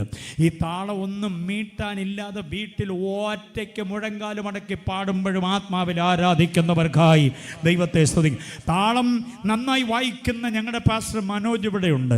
ഋതംപാട് നന്നായി വിദഗ്ധമായി കൈകാര്യം ചെയ്യുന്ന എൻ്റെ കുഞ്ഞനുജൻ ബിനു ഇവിടെയുണ്ട്. അവരൊക്കെ നല്ല താളവാദകരാണ്. എനിക്കവരെ അഭിമാനമാണ്. പക്ഷേ ഇവരാരും മിണ്ടിയില്ലെങ്കിലും കൊട്ടിയില്ലെങ്കിലും ഉണ്ടല്ലോ, ആത്മാവിലെ ആരാധന നടക്കണം. കാരണം താളമല്ല, മേളമല്ല ആത്മാവിനെ നമ്മുടെ ഉള്ളിലാക്കുന്നത്. രക്ഷിക്കപ്പെട്ട വിശുദ്ധ ജീവിതം നയിക്കുന്നവന്റെ ആകത്ത് ആത്മശക്തിയുണ്ട്. ആത്മാവിനെ കൊണ്ട് നമ്മുടെ മർത്തി ശരീരങ്ങളെ ഉയർപ്പിക്കും. എഴുന്നേര്, വേഗം എഴുന്നേര്. പാട്ടുകാർ വേഗം വരുന്നു. അനുഗ്രഹിതമായ പാട്ടിൻ്റെ വരികളെ ചേർന്ന് പാടുന്നു. ഒരുമിച്ച് നമുക്ക് കർത്താവിനെ സ്തുതിക്കാം. 9:20 കന്നഡി പാസ് എന്നോട് പറഞ്ഞത്. അതുവരെ ഞാൻ മുറിച്ചു കൊണ്ട് നിർത്തുക. ഇനി വചനം ഇഷ്ടം പോലെയുണ്ട്. യേശുവിൻ്റെ വരവെങ്കിൽ എടുത്തുകൊള്ളപ്പെടാനുള്ള യോഗ്യതകൾ എന്തൊക്കെയാണെന്നുള്ളതിനെ കുറിച്ച് ഇനി വാദോരാതെ പറയാനുണ്ട്. തിരുവെഴുത്തിലെ ലേഖനങ്ങളിൽ നിന്ന് മാത്രം എടുത്തെടുത്ത് തരാനായിട്ടുണ്ട്. ഞാനിവിടെ നിർത്തട്ടെ പ്രിയരെ. കർത്താവ് തേജസ്സിൽ വെളിപ്പെടും. ആ വെളിപ്പെടുന്ന കർത്താവിനോട് ഒരുമിച്ച് നമുക്ക് തേജസ്സിൽ വെളിപ്പെടണം. ഒരു ലഗ്യോനും നിന്നെ ആധിപത്യത്തിലാക്കി താഴ്ത്താൻ സമ്മതിക്കത്തില്ല. കർത്താവിൻ്റെ ദാസൻ പറഞ്ഞ ഒരു ചിന്ത ഞാൻ ഒന്ന് പരാമർശിച്ചിട്ട് നിർത്താം. 6000-ലധികം ഭൂതാത്മാക്കളുള്ള ലഗ്യോൻ ബാധിച്ചിട്ട് 12 കൊല്ലത്തോളമായി എന്ന് പഠിക്കുമ്പോൾ നമുക്ക് മനസ്സിലാവും. ഇവൻ സെമിത്തേരിയിലായിരുന്നു. പക്ഷേ ഈ 12 കൊല്ലത്തിൽ ഒരിക്കൽ പോലും ഇവൻ കടുന്തൂക്കോടെ ചാടിച്ചത്തില്ല. മനസ്സിലായോ? കാരണം ഇവനിൽ വ്യാപരിച്ചിരുന്ന ദുരാത്മാവിനെ ഇളക്കി വിട്ടപ്പം അതെന്തോ ആദ്യം ചെയ്തേ, പന്നിയിൽ പ്രവേശിച്ചിട്ട് എന്തോ ചെയ്തു, കടുന്തൂക്കോടെ ചാടി ചത്ത് കളഞ്ഞു. അപ്പം ഇവൻ ഇതും കൊണ്ട് നടക്കാൻ തുടങ്ങിയിട്ട് വർഷമായി.